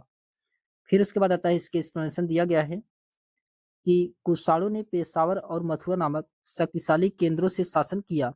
कुषाण जो कि ये चीन की यूची जाति की एक शाखा थे। कुषाण वंश की स्थापना कुजुल कैंडफिशस के द्वारा किया गया था। कुषाण शासकों में विम कैंडफिशस ने सर्वप्रथम सोने के सिक्के जारी किए थे। इस वंश का सबसे प्रतापी शासक कनिष्क था। सम्राट कनिष्क ने पाकिस्तान के आधुनिक पेशावर को अपनी पहली राजधानी बनाया। कनिष्क ने अपने शासनकाल में 78 ईस्वी तक संवत भी चलवाया था। फिर उसके बाद आता है क्वेश्चन नंबर सेकंड है। क्वेश्चन नंबर सेकंड में कहा जा रहा है कि निम्नलिखित कथनों ए बी सी को पढ़ें और सही विकल्प का चयन करना है। ए बी सी को पढ़ करके और सही विकल्प का चयन करना, इसमें कौन सा विकल्प सही है? तो इसमें दिया गया है ए में कहा जा रहा है कि पूरा पाषाण काल 20 लाख साल पहले से 12,000 साल पहले के दौरान माना जाता है, जो कि ये क्या है? सही है। फिर उसके बाद बी में कहा जा रहा है कि इस काल को भी 3 भागों में बांटा गया है, आरंभिक, मध्य और उत्तर पूरा पाषाण युग, ये भी सही है। फिर उसके बाद आता है सी में कहा जा रहा है कि मानव इतिहास की लगभग 99% कहानी इसी काल के दौरान घटित हुई थी। तो ये भी इसमें क्या है? सही है। इसमें तीनों ऑप्शन क्या है? सही है। इसमें तीनों ऑप्शन सही हैं, इसलिए इसका राइट आंसर होगा ऑप्शन नंबर इसका डी वाला राइट आंसर होगा। ए बी सी इसमें तीनों ऑप्शन क्या है, सही हैं। फिर उसके बाद आता है इसके एक्सप्लेनेशन दिया गया है कि पूरा पाषाण काल 20 लाख साल पहले से 12,000 साल पहले के दौरान माना जाता है। इस काल को 3 भागों में बांटा गया है, आरंभिक, मध्य एवं उत्तर पूरा पाषाण युग। भीमबेटका के गुफा चित्र पूरा पाषाण कालीन के हैं, जो मध्य प्रदेश में स्थित है। पशुपालन का प्रारंभ मध्य पाषाण काल में हुआ है। मानव इतिहास की लगभग 99% कहानी इसी काल के दौरान घटित हुई थी। फिर उसके बाद आता है क्वेश्चन नंबर थर्ड है। क्वेश्चन नंबर थर्ड में कहा जा रहा है कि कथन ए और कथन बी को पढ़ करके आपको इसमें सही उत्तर का चयन करना है, कथन ए और कथन बी। तो इसमें कथन ए में कहा जा रहा है कि मनसब मुगलों द्वारा चलाई गई एक श्रेणी व्यवस्था थी, जिसके जरिए क्या था, तो जिसके जरिए पद, वेतन और सैन्य उत्तरदायित्व निर्धारित किए जाते थे मनसब के द्वारा, जो कि सही है। कथन फर्स्ट इसका सही है। और कथन बी में कहा जा रहा है, कथन बी में कहा जा रहा है कि मनसबदारों की सैन्य उत्तरदायित्व का निर्धारण एक संख्या पर निर्भर था, जिसे जात कहा जाता था। तो ये क्या है, ये गलत है। कथन बी गलत है और कथन ए क्या है इसमें सही है। तो ऑप्शन नंबर इसका फर्स्ट वाला राइट आंसर होगा, ए सही है परंतु बी क्या है इसमें गलत है। आइए देखते हैं इसके एक्सप्लेनेशन के माध्यम से। इसमें दिया गया है कि मनसबदारी व्यवस्था एक विशिष्ट प्रशासनिक व्यवस्था थी, जिसका प्रचलन मुगल शासक अकबर ने सन 1575 ईस्वी में किया था। मनसब मुगलों द्वारा चलाई गई एक श्रेणी थी, जिसके जरिए पद, वेतन, सैन्य उत्तरदायित्व निर्धारित किए जाते थे। मनसब शब्द का अर्थ है श्रेणी अथवा पद। इस व्यवस्था के अंतर्गत 33 वर्ग थे। अकबर ने शासन के 40वें वर्ष जात एवं सवार जैसी दोहरी व्यवस्था लागू की थी, जिसे मनसबदारों की सैन्य उत्तरदायित्व का निर्धारण एक निर्दिष्ट संख्या में सवार या घुड़सवार रखने की आवश्यकता थी। फिर उसके बाद आता है क्वेश्चन नंबर 4 है कि निम्नलिखित में से किस स्थान पर अशोक के अभिलेख ग्रीक एवं आरमाइक भाषाओं में पाया गया है। तो कहाँ से पाया गया है, तो ये पाया गया है कंधार से ग्रीक एवं आरमाइक अभिलेख पाए गए हैं। ऑप्शन नंबर इसका फर्स्ट वाला राइट आंसर होगा। इसके एक्सप्लेनेशन दिया गया है कि कंधार नामक स्थान पर अशोक के अभिलेख ग्रीक और अरमाइक भाषाओं में पाया गया है। मास्की, गुजरा, नेतुर तथा उदयगोलम अभिलेखों में उनका नाम अशोक मिलता है। अशोक को देवनाम प्रिय तथा देवनाम प्रियदर्शी की उपाधि से संबोधित किया जाता है। सर्वप्रथम 1837 में जेम्स प्रिंसेप के द्वारा अशोक के अभिलेख को पढ़ने में सफलता मिली थी। फिर उसके बाद आता है, इसमें दिया गया है कि अशोक के शिलालेखों की खोज 1750 में पेंट्री थेलर के द्वारा की गई थी। इनकी संख्या 14 बताई गई थी। अशोक के अभिलेख को 3 भागों में विभाजित किया गया था, शिलालेख 14, स्तंभलेख 7 और गुहालेख। अशोक के स्तंभलेख केवल ब्राह्मणी लिपि में लिखे गए हैं। अशोक के शिलालेख ब्राह्मणी, खरोष्टी, ग्रीक एवं आरमाइक लिपि में मिलते हैं। फिर उसके बाद आता है कि अशोक के कौशाम्बी अभिलेख को रानी का अभिलेख कहा जाता है। 12वें शिलालेख में धार्मिक सहिष्णुता की नीति का उल्लेख किया गया है और 13वें शिलालेख में कलिंग युद्ध, पड़ोसी राजाओं के वर्णन एवं आवटिक राज्यों का उल्लेख किया गया है। फिर उसके बाद क्वेश्चन नंबर 5 है। क्वेश्चन नंबर 5 में कहा जा रहा है कि गोंड राज्य गढ़कंटगा में 70,000 गांव थे, इसे उल्लेखित किया गया है। तो इसको उल्लेखित किया गया है, ये किया गया है अकबरनामा में। कहाँ पे किया गया है, अकबरनामा में किया गया है। ऑप्शन नंबर इसका बी वाला राइट आंसर होगा, अकबरनामा। इसके एक्सप्लेनेशन दिया गया है कि गोंड राज्य गढ़कंटगा में 70,000 गांव थे, इसे अकबरनामा में उल्लेखित किया गया है। गोंड एक प्रकार की जनजाति थी जो झूम की खेती करती थी। गढ़ गंडकटका जो कि एक समृद्धशाली राज्य था, यहाँ के निवासी जंगली हाथियों को पकड़ करके अन्य राजाओं में निर्यात करके बहुत धन अर्जित करते थे। बुरंजी असमिया तथा भाषा लिखी हुई ऐतिहासिक कृतियां हैं। अहोम राज्य सभा के पुरातत्व लेखों का संकलन बुरंजी में हुआ है। फिर उसके बाद आता है क्वेश्चन नंबर 6 है। क्वेश्चन नंबर 6 में कहा जा रहा है कि इसमें दिया गया है निम्नलिखित अभिकथन ए और कारण आर पे आपको पढ़ करके विचार करना है, इसमें कौन सा सही है। अभिकथन में कहा जा रहा है कि स्थानीय जनजाति लोगों द्वारा पूरी उड़ीसा के जगन्नाथ की काष्ठ प्रतिमा बनाई जाती थी, जो कि ये क्या है, सही है, ये सही है, सही है। फिर उसके बाद कारण आर में कहा जा रहा है कारण आर में कहा जा रहा है कि जगन्नाथ मूलतः एक स्थानीय देवता थे जिन्हें आगे चल करके विष्णु का रूप मान लिया गया है। ये भी सही है। कथन कारण दोनों सही है और इसका एक्सप्लेनेशन भी सही है। कथन कारण दोनों सही है और इसका एक्सप्लेनेशन भी सही है।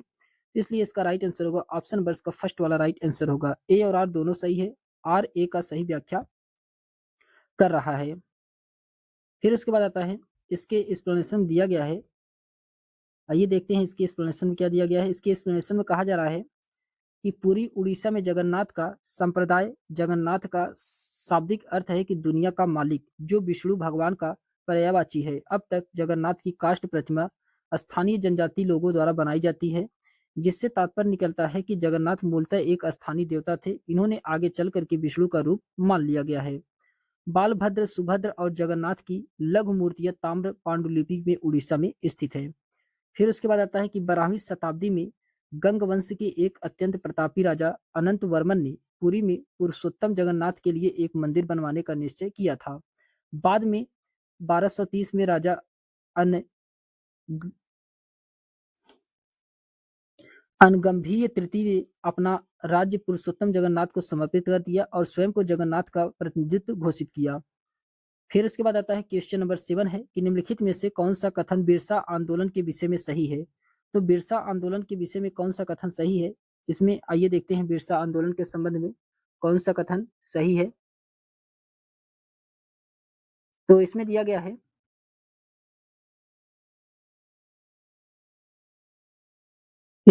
है कि बिरसा के अनुयायियों ने लाल झंडे को बिरसा राज का प्रतीक बनाया। तो बिरसा के अनुयायियों ने लाल झंडे को बिरसा का राज की प्रतीक बनाया, जो कि ये क्या है, गलत है। लाल झंडा यहाँ पे नहीं होना चाहिए, यहाँ पे सफेद झंडा होना चाहिए।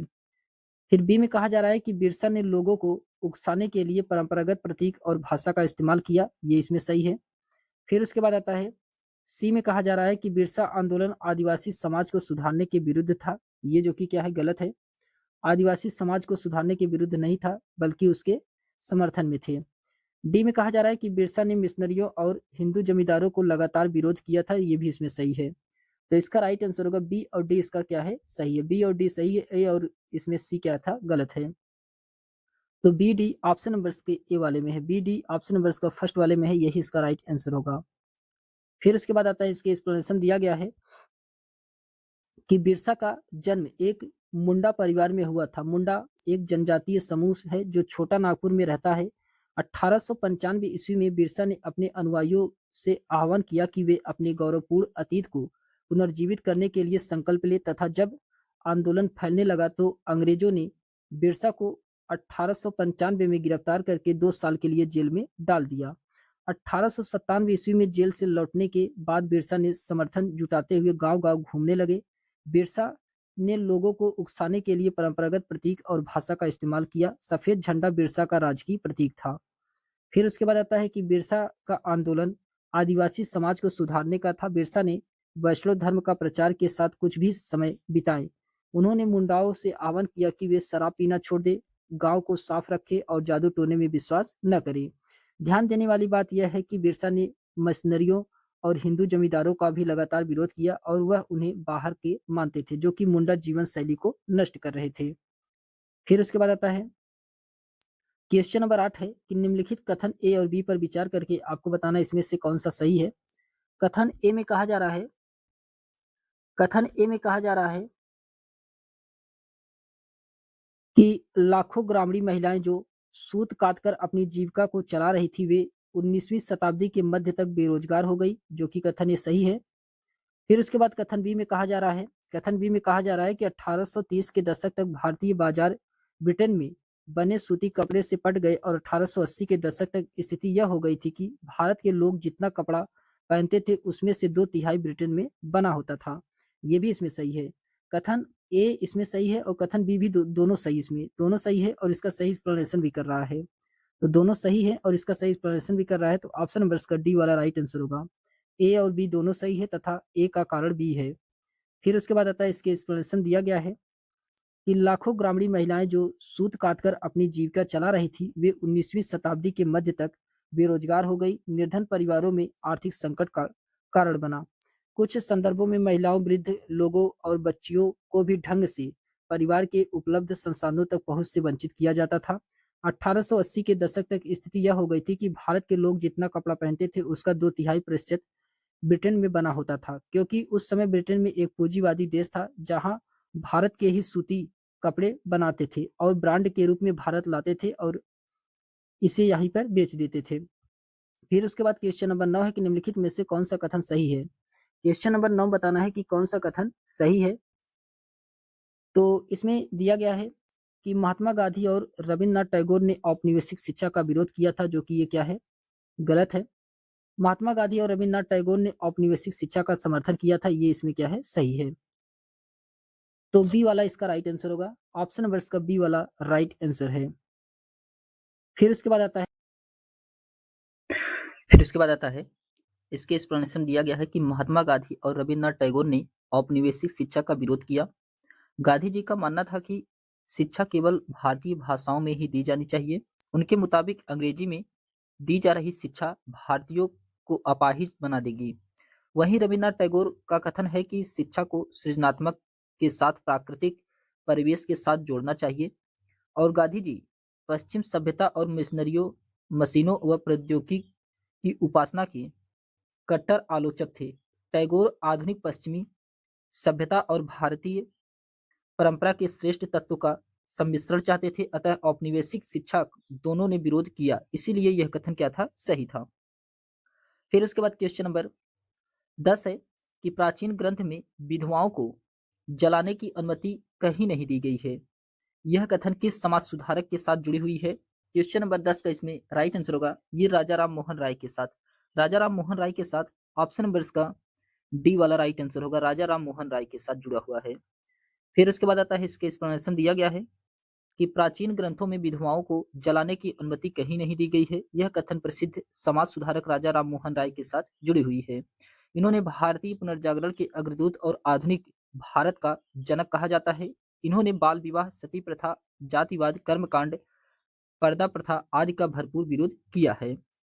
फिर उसके बाद क्वेश्चन नंबर 11 है कि भारत में अंग्रेजों के शासन के दौरान निम्नलिखित में से कौन से संगठन ने जाति उन्मूलन पर मुख्य ध्यान दिया है। तो जाति उन्मूलन पर मुख्य ध्यान किसके द्वारा दिया गया है। क्वेश्चन नंबर 11 का इसमें राइट आंसर होगा सत्य शोधक समाज के द्वारा। सत्य शोधक समाज के द्वारा ऑप्शन नंबर इसका डी वाला राइट आंसर होगा। इसके एक्सप्लेनेशन दिया गया है कि भारत में अंग्रेजों के शासन के दौरान सत्य शोधक समाज नामक संगठन जाति उन्मूलन पर मुख्य ध्यान दिया है। सत्य शोधक समाज नामक संगठन की स्थापना 1873 में ज्योतिबा फूले के द्वारा किया गया था। यह एक छोटे समूह के रूप में शुरू हुआ और इस संगठन का प्रमुख उद्देश्य शूद्र एवं अस्पृश्य जाति के लोगों को मुक्त करना था। इसीलिए इसमें ज्योतिबा फूले ने 1873 ईस्वी में गुलामगिरी नामक पुस्तक लिखी थी। फिर उसके बाद क्वेश्चन नंबर 12 है। क्वेश्चन नंबर 12 में कहा जा रहा है कि टीपू सुल्तान के द्वारा अंग्रेजों का विरोध के संदर्भ में कथन ए और कथन बी को पढ़ करके आपको इसमें उत्तर चयन करना है। तो कथन ए में कहा जा रहा है कि अपनी मृत्यु तक टीपू ने सुल्तान अंग्रेजों के विरुद्ध लड़ते रहे, जो कि सही है। उसने अंग्रेजों की सांस्कृतिक परंपराओं का विरोध किया था। उसने अंग्रेजी सांस्कृतिक परंपराओं का विरोध किया था, ये भी क्या है, सही है। इसमें दोनों कथन क्या है, सही है। दोनों कथन सही है, तो इसलिए इसका राइट आंसर होगा ऑप्शन नंबर इसका सी वाला राइट आंसर होगा। ए और बी इसमें दोनों कथन क्या हैं, सही हैं। फिर उसके बाद आता है इसके एक्सप्लेनेशन दिया गया है कि अपनी मृत्यु तक टीपू सुल्तान अंग्रेजों के विरुद्ध लड़ते रहे। प्रथम आंग्ल मैसूर युद्ध जो कि 1767 से 69 ईस्वी में हैदर अली की विजय हुआ। हैदर अली की मृत्यु के बाद उसका पुत्र टीपू जो कि मैसूर की गद्दी पर बैठा। टीपू सुल्तान का जन्म 1750 ईस्वी में हुआ था। मैंगलोर की संधि के द्वारा टीपू सुल्तान एवं अंग्रेजों ने एक दूसरे के विजित क्षेत्रों को वापस कर दिया। टीपू ने हमेशा अंग्रेजों की सांस्कृतिक परंपराओं का विरोध किया। उन्होंने 1787 में यादशाह की उपाधि धारण की थी। टीपू ने अपनी राजधानी श्रीरंगपट्टनम में स्वतंत्रता वृक्ष लगवाए, जो यह प्रतीक थे कि वह अंग्रेजों के अधीन नहीं है। टीपू स्वयं जैकलोबिन क्लब का सदस्य बना और अपने नागरिकों को टीपू कहलाने लगा। टीपू की मृत्यु चतुर्थ आंग्ल मैसूर युद्ध 1799 के दौरान श्रीरंगपट्टनम में हुई थी। फिर उसके बाद आता है क्वेश्चन नंबर 13 है। क्वेश्चन नंबर 13 में कहा जा रहा है कि poverty and un British rule in India नामक पुस्तक के लेखक कौन है। तो ये दादा भाई नौरोजी हैं। ऑप्शन नंबर इसका डी वाला राइट आंसर होगा, दादा भाई नौरोजी। इसके एक्सप्लेनेशन दिया गया है कि poverty and un British rule in India नामक पुस्तक के लेखक दादा भाई नौरोजी थे। इन्होंने grand old man of India और भारत में अनौपचारिक राजदूत के रूप में भी जाना जाता है। यह एक भारतीय राजनीतिक नेता, व्यापारिक विद्वान, लेखक थी। यह 1892 से 1895 ईस्वी के बीच फिन्सबरी सेंट्रल का प्रतिनिधित्व करने के लिए ब्रिटिश हाउस कॉमन्स में ये लिबरल पार्टी के सदस्य थे। फिर उसके बाद क्वेश्चन नंबर 14 है कि किन किन देशों के राजनेता गुटनिरपेक्ष आंदोलन के हिस्सा थे। क्वेश्चन नंबर 14 का इसमें राइट आंसर क्या होगा? तो इसका राइट आंसर होगा भारत था, यूगोस्लाविया है, इंडोनेशिया, घना और मिस्र, ये जो कि क्या है, गुटनिरपेक्ष आंदोलन के हिस्सा थे। ऑप्शन नंबर इसका फर्स्ट वाला राइट आंसर होगा भारत, यूगोस्लाविया, इंडोनेशिया, घना और मिस्र। फिर उसके बाद आता है, इसके एक्सप्लेनेशन दिया गया है कि भारत, यूगोस्लाविया, इंडोनेशिया, घना, मिस्र, इन सभी देशों के राजनेता गुटनिरपेक्ष आंदोलन के हिस्सा थे। गुटनिरपेक्ष आंदोलन की स्थापना औपनिवेशिक व्यवस्था के पतन के दौरान हुई थी। यह वह दौर था जब नए नए देशों ने औपनिवेशिक गुलामी से आजाद हो रहे थे। सितंबर 1961 में यूगोस्लाविया के बेलग्रेड में गुटनिरपेक्ष आंदोलन का पहला शिखर सम्मेलन आयोजित किया गया था। इसमें कुल 25 देशों के प्रतिनिधित्व ने हिस्सा लिया था। फिर उसके बाद आता है क्वेश्चन नंबर 15 है। क्वेश्चन नंबर 15 में कहा जा रहा है कि इनमें से किन ग्रहों के चारों ओर छल्ले होते हैं। तो किन ग्रहों के चारों ओर छल्ले होते हैं? क्वेश्चन नंबर 15 का इसमें राइट आंसर होगा बृहस्पति में होते हैं। फिर उसके बाद बृहस्पति के बाद इसमें शनि में भी होता है और यूरेनस में भी होता है, नेपच्यून में नहीं होता है। तो ए, बी, सी इसका राइट आंसर होगा। ऑप्शन नंबर इसका फर्स्ट वाला राइट आंसर होगा। इसके एक्सप्लेनेशन दिया गया है कि बृहस्पति, शनि, यूरेनस यानी कि अरुण, इन सभी ग्रहों के चारों ओर छल्ले होते हैं। बृहस्पति यह सौरमंडल का सबसे बड़ा ग्रह है। तो बृहस्पति क्या है? सौरमंडल का सबसे बड़ा ग्रह है। यह अपने अक्ष पर सबसे तीव्र गति से घूर्णन करता है। पृथ्वी के कुल उपग्रहों की संख्या 95 है। बृहस्पति का उपग्रह ग्रेनिमीड सौरमंडल का सबसे बड़ा उपग्रह है। शनि, इस ग्रह के चारों ओर वलय पाए जाते हैं जिनकी संख्या 7 है। शनि जो कि सबसे बड़ा उपग्रह टाइटन है। तो शनि का सबसे बड़ा उपग्रह कौन सा है? तो टाइटन है। फिर उसके बाद आता है अरुण यानी कि यूरेनस। इस ग्रह की खोज विलियम हर्सले के द्वारा किया गया था। इनके चारों ओर वलय पाए जाते हैं। यह अपने अक्ष पर पूर्व की पश्चिम की ओर घूमते हैं, पूर्व से पश्चिम की ओर घूमते हैं, जबकि अन्य ग्रह पश्चिम से पूर्व की ओर घूमते हैं। यह अपनी ध्रुव पर अधिक झुका है। ये 97.8 अंश झुका होने के कारण इसे लेटा हुआ प्रतीत होता है। तो इसे लेटा हुआ भी ग्रह कहा जाता है। फिर उसके बाद आता है क्वेश्चन नंबर 16 है कि भारतीय मानक समय किस मानक यामुत्तर पर आधारित है। तो किस मानक यामुत्तर पर आधारित है? तो यह है 82 अंश 30 मिनट ईस्ट पे, यानी कि पूर्व में। ऑप्शन नंबर का सी वाला राइट आंसर होगा 82 अंश 30 मिनट पूर्व में। फिर उसके बाद आता है, इसके एक्सप्लेनेशन दिया गया है कि भारतीय मानक समय 82 अंश 30 मिनट पूर्व मानक यामुत्तर पर आधारित है। 82 अंश 30 मिनट पूर्वी देशांतर रेखा प्रयागराज के निकट मिर्जापुर से होकर के गुजरती है।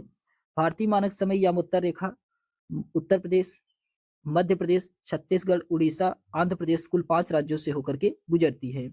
फिर उसके बाद आता है क्वेश्चन नंबर 17 है। क्वेश्चन नंबर 17 में कहा जा रहा है कि इनमें से क्या दिन एवं रात तथा ऋतुओं में परिवर्तन संभावित करता है। तो क्या करता है? क्वेश्चन नंबर 17 का इसमें राइट आंसर होगा क्रमशः पृथ्वी के घूर्णन एवं परिक्रमण के कारण दिन और रात होता है और ऋतुओं में परिवर्तन होता है। ऑप्शन नंबर इसका फर्स्ट वाला राइट आंसर होगा। फिर उसके बाद आता है, इसके एक्सप्लेनेशन दिया गया है, पृथ्वी के घूर्णन एवं परिक्रमण के दिन व रात ऋतुओं में परिवर्तन संभावित करता है। पृथ्वी सौरमंडल का एकमात्र ज्ञात ग्रह है जिस पर जीवन है।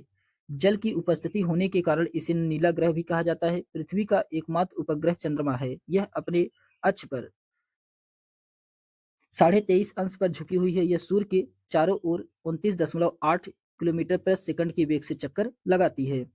फिर उसके बाद आता है क्वेश्चन नंबर 18 है कि पृथ्वी लगभग 24 घंटे में अपने अक्ष पर 360 अंश पर घूम जाती है, अर्थात वह 1 घंटे में 15 अंश घूमती है। तो इस प्रकार जब ग्रीनविच में दोपहर के 12 बजते हैं तब ग्रीनविच से 30 अंश पूर्वी में समय होगा। तो कितना समय होगा? तो इसका समय होगा 2 अपराह्न, 2 PM होगा। ऑप्शन नंबर इसका फर्स्ट वाला राइट आंसर होगा 2 PM होगा।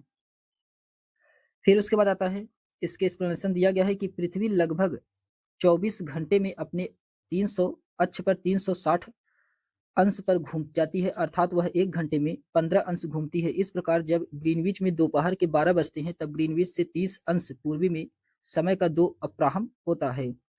फिर क्वेश्चन नंबर 19 है कि अंडमान और निकोबार द्वीप समूहों में निम्नलिखित में से किस प्रकार के वन पाए जाते हैं? तो किस प्रकार के वन पाए जाते हैं? तो इसमें पाया जाता है अर्ध पर्णपाती वन, अर्ध पर्णपाती वन जो कि सही है, शुष्क पर्णपाती वन ये जो कि गलत है, शीतोष्ण वन ये भी गलत है। तो इसमें केवल पहला वाला ही सही है, अर्ध पर्णपाती वन अंडमान और निकोबार द्वीप समूह में पाए जाते हैं। ऑप्शन नंबर इसका फर्स्ट वाला राइट आंसर होगा। फिर उसके बाद आता है इसके एक्सप्लेनेशन दिया गया है कि अंडमान और निकोबार द्वीप समूह जो में अर्ध पर्णपाती वन पाए जाते हैं, यह भारत का एक केंद्र शासित प्रदेश है। यहाँ बंगाल की खाड़ी के दक्षिण में हिंद महासागर स्थित है। यह कई छोटे द्वीपों से मिलकर के बना है। इसकी राजधानी पोर्ट ब्लेयर है। फिर क्वेश्चन नंबर 20 से कथन को पढ़ना है आपको। स्टेटमेंट फर्स्ट और कारण आर दिया गया है, आपको पढ़ करके इसमें सही उत्तर का चयन करना है। तो इसमें दिया गया है कथन ए में कहा जा रहा है कि ग्रेनाइट ठोस चट्टानों है तथा बिल्डिंग बनाने, सजावटी व सिलबट्टे के तौर पर प्रयोग में लाई जाती है, जो कि सही है। फिर उसके बाद आता है कारण आर में कहा जा रहा है, कारण आर में कहा जा रहा है कि पृथ्वी की भूप्रकृति के बहुत नीचे धीरे धीरे ठंडा होने के कारण ये बड़े दानों के रूप ले लेती है। तो ये भी सही है। कथन और कारण दोनों सही है और इसका सही एक्सप्लेनेशन भी कर रहा है। कथन कारण दोनों सही है और इसका सही एक्सप्लेनेशन भी कर रहा है। तो ऑप्शन नंबर इसका फर्स्ट वाला राइट आंसर होगा। ए तथा आर दोनों सही है, आर ए का सही व्याख्या कर रहा है। फिर उसके बाद आता है, आइए इसकी एक्सप्लेनेशन देखते हैं। इसके एक्सप्लेनेशन में दिया गया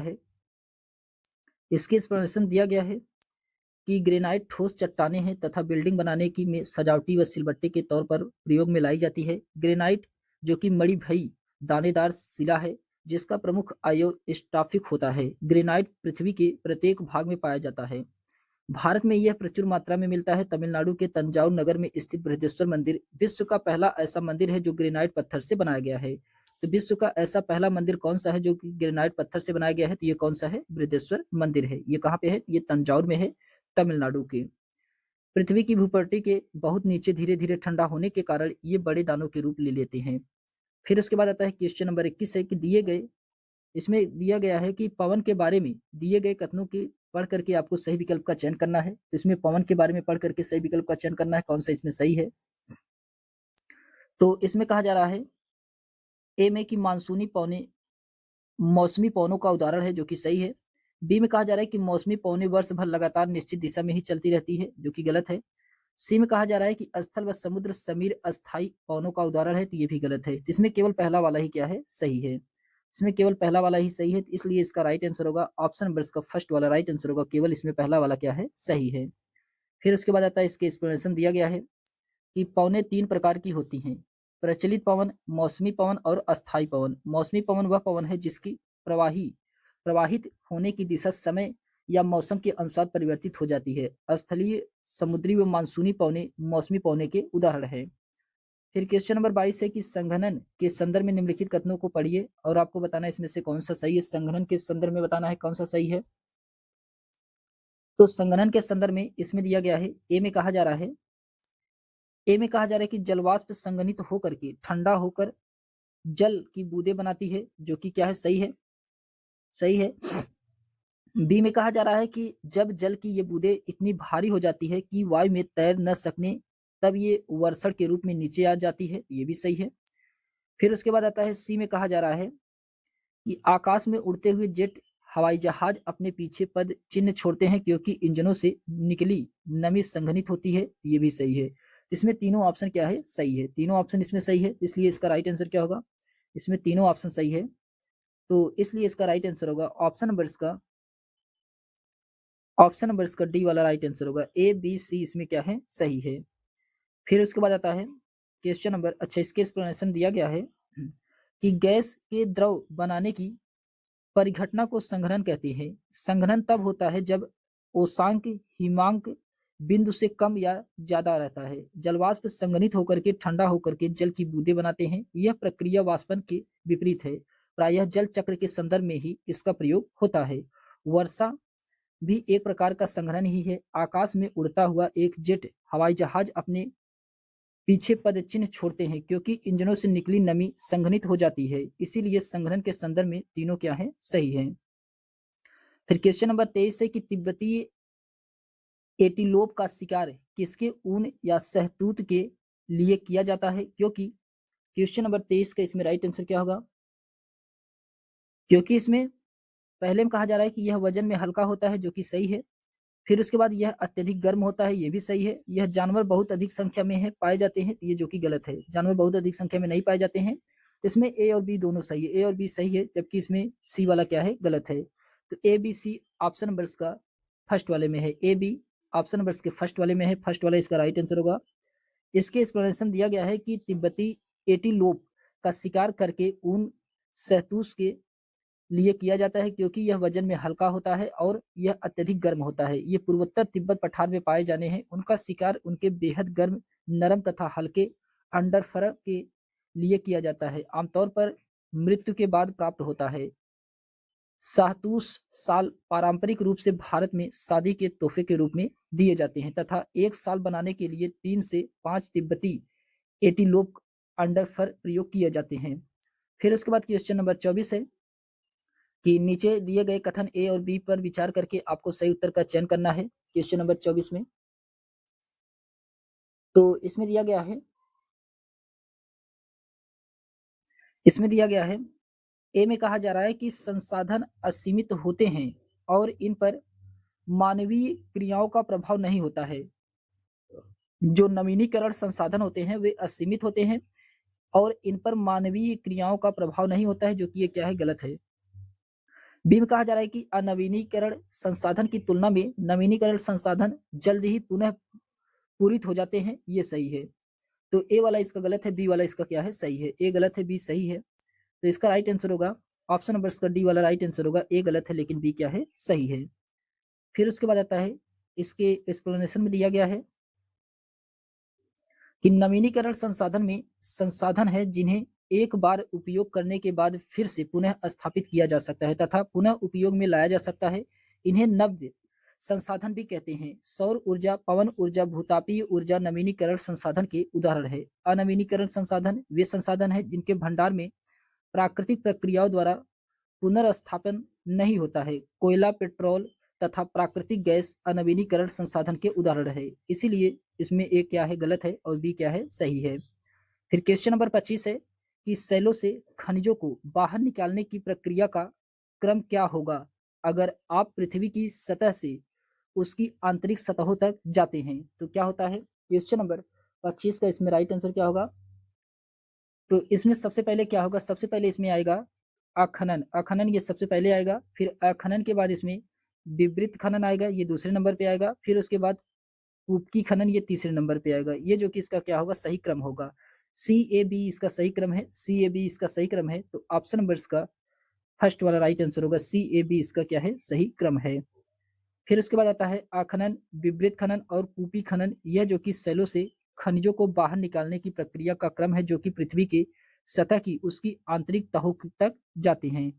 फिर उसके बाद क्वेश्चन नंबर 26 है कि स्थानांतरित कृषि के संदर्भ में निम्नलिखित कथनों पर विचार कीजिए। स्थानांतरित कृषि के संदर्भ बताना है इसमें। तो इसमें दिया गया है, पहला है कि ये भारी वर्षे वाले क्षेत्र होते हैं, जो कि सही है।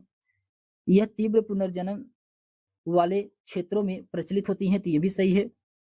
फिर उसके बाद आता है कि इसे तर्कन एवं दहन कृषि के नाम से भी जाना जाता है, तो ये भी सही है। इसमें तीनों सही है, तीनों सही है, तो इसलिए इसका राइट आंसर होगा ऑप्शन नंबर का डी वाला राइट आंसर होगा। ए बी सी इसमें तीनों क्या है, सही है।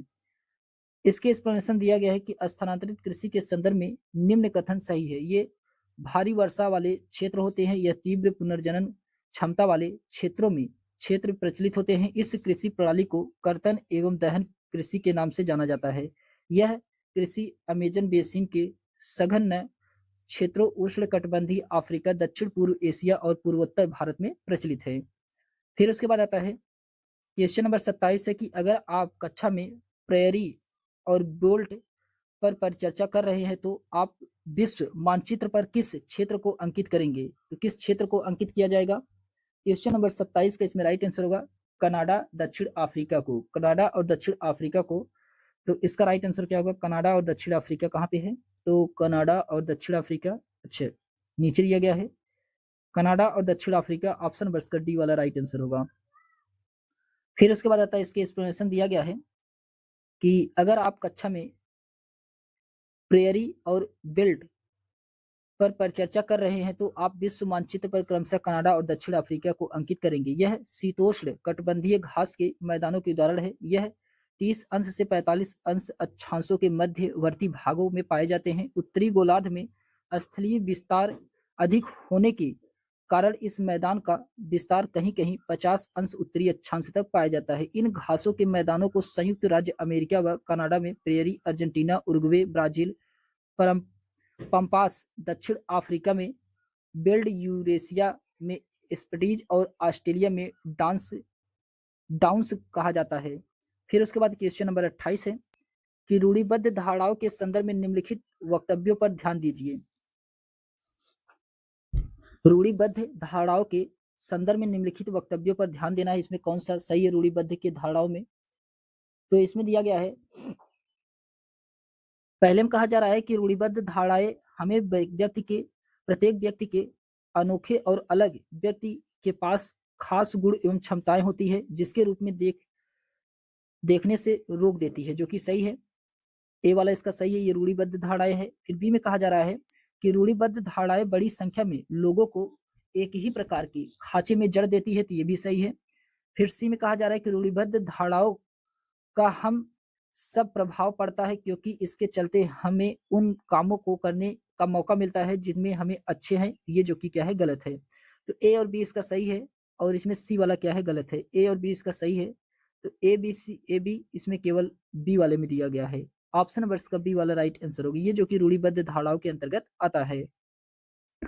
इसके एक्सप्लेनेशन दिया गया है कि रूढ़िवाद एक प्रकार की विचारधारा है जो किसी चीज के बारे में पुराने समय से चली आ रही तथ्य एवं सिद्धांतों पर विश्वास करती है एवं उसी को स्वीकार करती है। रूढ़िबद्ध परिवर्तन को नहीं स्वीकार करती। यह पहले से बनी परंपरा पर विश्वास करती है और यही बड़ा संख्या में लोगों को एक प्रकार के खांचे में जड़ देती है। साथ ही रूढ़िबद्ध धारणाएं हमें प्रत्येक व्यक्ति को अनोखे और अलग व्यक्ति जिसके पास खास गुण एवं क्षमताएं हो सकती है उसके रूप में देखने से रोक देती है, जो कि रूढ़िबद्ध धारणाओं के संदर्भ में ए और बी क्या था, सही था। फिर क्वेश्चन नंबर 29 है कि निम्नलिखित उन क्षेत्रों की पहचान कीजिए जहां अतीत में आए अरबी और चीनी के व्यापारियों के उल्लेखनीय सांस्कृतिक प्रभाव हैं। क्वेश्चन नंबर 29 का इसमें राइट आंसर क्या होगा? तो उस क्षेत्र की पहचान करना है, तो वो क्षेत्र कौन सा है? केरल और लद्दाख है। केरल और लद्दाख है, ऑप्शन नंबर का बी वाला राइट आंसर होगा, केरल और लद्दाख। इसके एक्सप्लेनेशन दिया गया है कि केरल और लद्दाख यह दो प्रमुख क्षेत्र है जहां अतीत में आए अरबी और चीनी के व्यापारियों के उल्लेखनीय सांस्कृतिक प्रभाव हैं। लद्दाख जम्मू कश्मीर के पूर्वी पहाड़ियों में बसा एक रेगिस्तानी इलाका है। लद्दाख के रास्ते ही बौद्ध धर्म तिब्बत पहुंचा था। लद्दाख को छोटा तिब्बत भी कहा जाता है। केरल भारत के दक्षिण पश्चिम कोने में बसा हुआ है। सबसे पहले अरबी एवं यहूदी व्यापारी केरल ही आए थे। चीन के व्यापारी केरल आए। यहाँ पर मछली पकड़ने के लिए जो जाल इस्तेमाल किए जाते थे वे चीन जालों से हुबहू मिलते हैं और इन्हें चीना वाला कहा जाता है, चीना वाल कहा जाता है। फिर उसके बाद क्वेश्चन नंबर 30 है कि भारत के राष्ट्रपति का चुनाव किसके द्वारा किया जाता है? भारत के राष्ट्रपति का चुनाव ये किसके द्वारा किया जाता है? ये किया जाता है निर्वाचक मंडल के द्वारा अप्रत्यक्ष रूप से। निर्वाचक मंडल के द्वारा अप्रत्यक्ष रूप से, ऑप्शन नंबर सी वाला राइट आंसर होगा। फिर उसके बाद आता है इसके एक्सप्लेनेशन दिया गया है कि भारत के राष्ट्रपति का चुनाव निर्वाचक मंडल के द्वारा अप्रत्यक्ष रूप से चुना जाता है। भारतीय राष्ट्रपति का चुनाव एक निर्वाचक मंडल के माध्यम से किया जाता है जिसमें राज्यसभा, लोकसभा और राज्यों की विधानसभाओं के निर्वाचित सदस्य रहते हैं। चुनाव का आयोजन भारतीय चुनाव आयोग, इलेक्शन कमीशन के द्वारा किया जाता है। निर्वाचन मंडल संसद के उच्च एवं निम्न सदन यानी कि राज्य और लोकसभा के सांसदों के सभी निर्वाचित सदस्यों एवं राज्य केंद्र शासित प्रदेशों के दिल्ली एवं पुडुचेरी के विधानसभाओं के विधायकों के निर्वाचित सदस्य इसमें बने होते हैं। अनुच्छेद 54 में राष्ट्रपति का चुनाव है और अनुच्छेद 55 में राष्ट्रपति की चुनाव की प्रक्रिया है। फिर उसके बाद आता है क्वेश्चन नंबर 31 है कि क्वेश्चन नंबर 31 में कहा जा रहा है कि हमारा संविधान यह सुनिश्चित करता है कि शासन की व्यवस्था केवल कुछ ही विशेषाधिकार लोगों को सम्मिलित नहीं करती है जो कि सभी के लिए निर्णय ले। यहाँ सरकार के विभिन्न स्तर हैं जो कि संविधान से ही अपनी ताकत और अधिकार प्राप्त करते हैं। यह भारतीय संविधान की निम्नलिखित विशेषताओं की व्याख्या कर रहा है। तो किस विशेषताओं की व्याख्या कर रहा है? क्वेश्चन नंबर 31 का इसमें राइट आंसर होगा ये संघवाद फेडरलिज्म का कर रहा है। ऑप्शन नंबर का ए वाला राइट आंसर होगा संघवाद का। फिर उसके बाद आता है इसके एक्सप्लेनेशन दिया गया है कि हमारा संविधान यह सुनिश्चित करता है कि शासन की अवस्था केवल कुछ ही विशेषाधिकृत लोगों को सम्मिलित नहीं करती, जो कि सभी के लिए निर्णय लेती है। ये सरकार के विभिन्न स्तर हैं जो कि संविधान से ही अपनी ताकत और अधिकार प्राप्त करते हैं। यह भारतीय संविधान के संघवाद विशेषता की व्याख्या करता है। संघवाद मूल रूप से एक द्वैध सरकार प्रणाली डुअल गवर्नमेंट सिस्टम है जिसमें एक केंद्र और कई राज्य शामिल होते हैं। संघवाद जो कि संविधान की मूल संरचना के स्तंभों में से एक है। जैसा कि सर्वोच्च न्यायालय ने SR बम्बई बनाम भारत संघ मामले में दोहराया था कि राज्य संघ के महज उपांग नहीं है और संघ को यह सुनिश्चित करना चाहिए कि राज्यों की शक्तियों को कुचला नहीं जाएगा।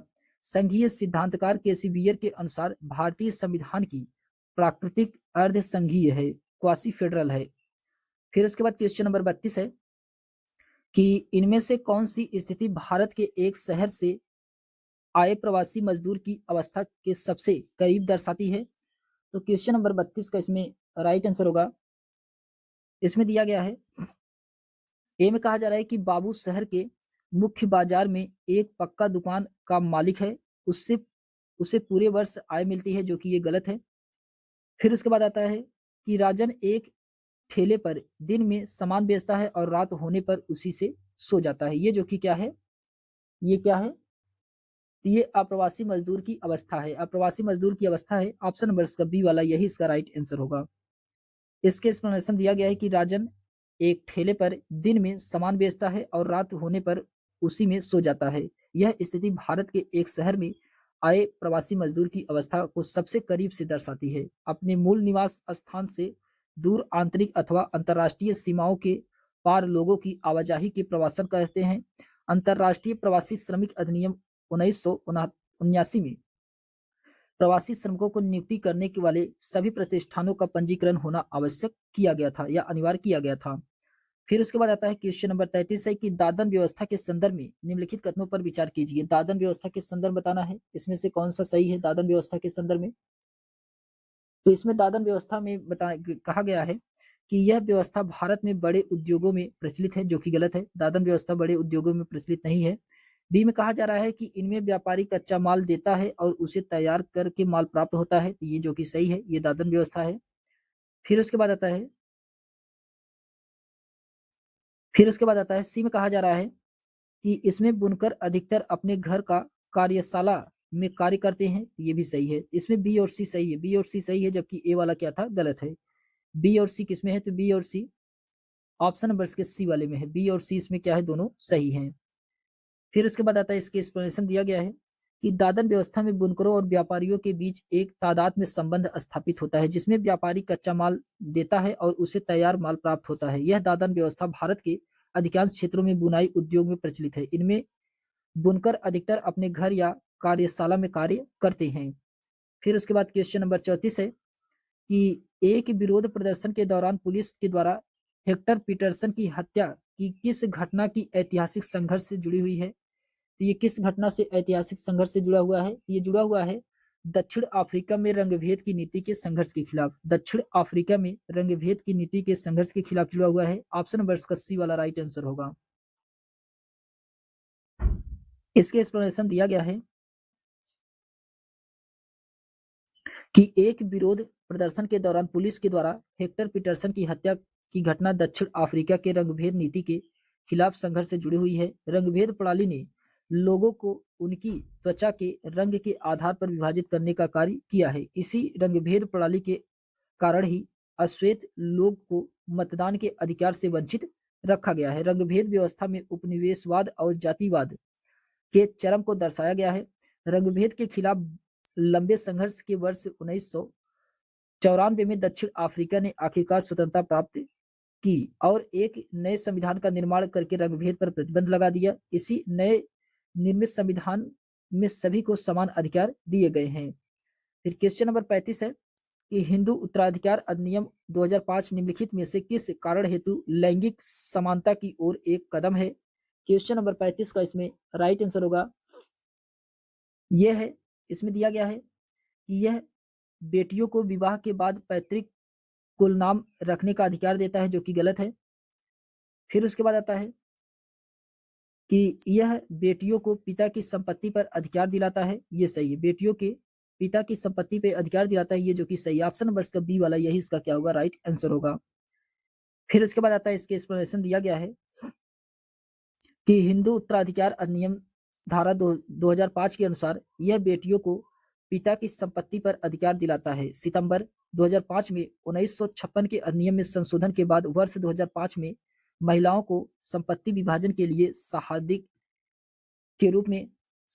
के रूप में मान्यता दी गई थी। इस अधिनियम के धारा 6 में संशोधन किया गया था ताकि एक सहदायक की पुत्री को भी जन्म से सहायदायक बनाया जा सके तथा यह लैंगिक समानता की ओर एक महत्वपूर्ण कदम है। फिर उसके बाद क्वेश्चन नंबर 36 है कि भारतीय के दिन को याद करने के लिए गणतंत्र दिवस मनाते हैं। क्वेश्चन नंबर 36 का इसमें राइट आंसर होगा, ये मनाया जाता है कि संविधान लागू होने के उपलक्ष्य में गणतंत्र दिवस मनाया जाता है। ऑप्शन नंबर इसका सी वाला राइट आंसर होगा। इसके एक्सप्लेनेशन दिया गया है कि भारतीय संविधान के लागू होने के दिन को याद करने के लिए गणतंत्र दिवस मनाते हैं। भारतीय संविधान की मूल संरचना भारत सरकार अधिनियम 1935 पर आधारित है। भारत का संविधान 26 नवंबर 1949 को औपचारिक रूप से अंगीकृत किया गया था तथा 26 जनवरी 1950 को भारतीय संविधान पूर्ण रूप से लागू हुआ था। तब से 26 जनवरी के दिन प्रतिवर्ष गणतंत्र दिवस के रूप में मनाया जाता है। फिर क्वेश्चन नंबर 37 है। क्वेश्चन नंबर 37 में कहा जा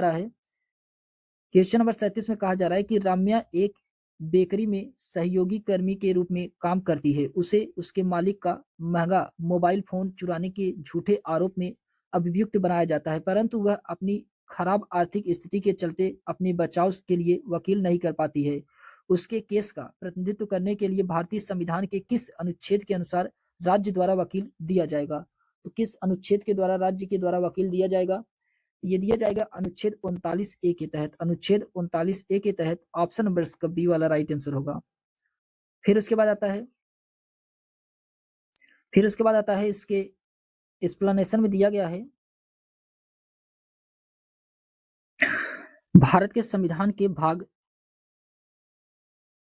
4 अनुच्छेद 36 से 51 में राज्य के नीति निर्देशक सिद्धांत DPSP शामिल है। यह आयरलैंड के संविधान से लिया गया है। 42वें संविधान संशोधन 1976 के द्वारा अनुच्छेद 39A में कहा गया है कि राज्य गरीबों को निःशुल्क कानूनी सहायता प्रदान करेगा। दिए गए इसमें राम्या को अपने ऊपर लगे झूठे आरोप को सही साबित करने हेतु अनुच्छेद 39A के तहत राज्य के द्वारा वकील दिया जाएगा। फिर उसके बाद आता है क्वेश्चन नंबर 38 है। अभिकथन ए और कारण आर दिया गया है, आपको इसमें पढ़ करके सही उत्तर का चयन करना है। अभिकथन ए और कारण आर में इसमें कहा जा रहा है कि ऊपरी न्यायालय के फैसले नीचे की सारी न्यायालयों को मान्य होते हैं, जो कि सही है। भारत के पास एकीकृत न्यायिक व्यवस्था है, ये भी सही है। कथन ए भी सही है, कारण आर भी सही है, दोनों इसका एक्सप्लेनेशन भी कर रहा है, तो दोनों इसमें सही है और इसका एक्सप्लेनेशन कर रहा है, तो ऑप्शन नंबर इसका फर्स्ट वाला राइट आंसर होगा। फिर उसके बाद आता है इसके एक्सप्लेनेशन दिया गया है कि ऊपरी न्यायालय के जो भी फैसले होते हैं वह निचले सारी न्यायालयों को मानने के लिए बाध्य होते हैं और भारत के सर्वोच्च न्यायालय न्यायिक समीक्षा की शक्ति के साथ देश का शीर्ष न्यायालय है।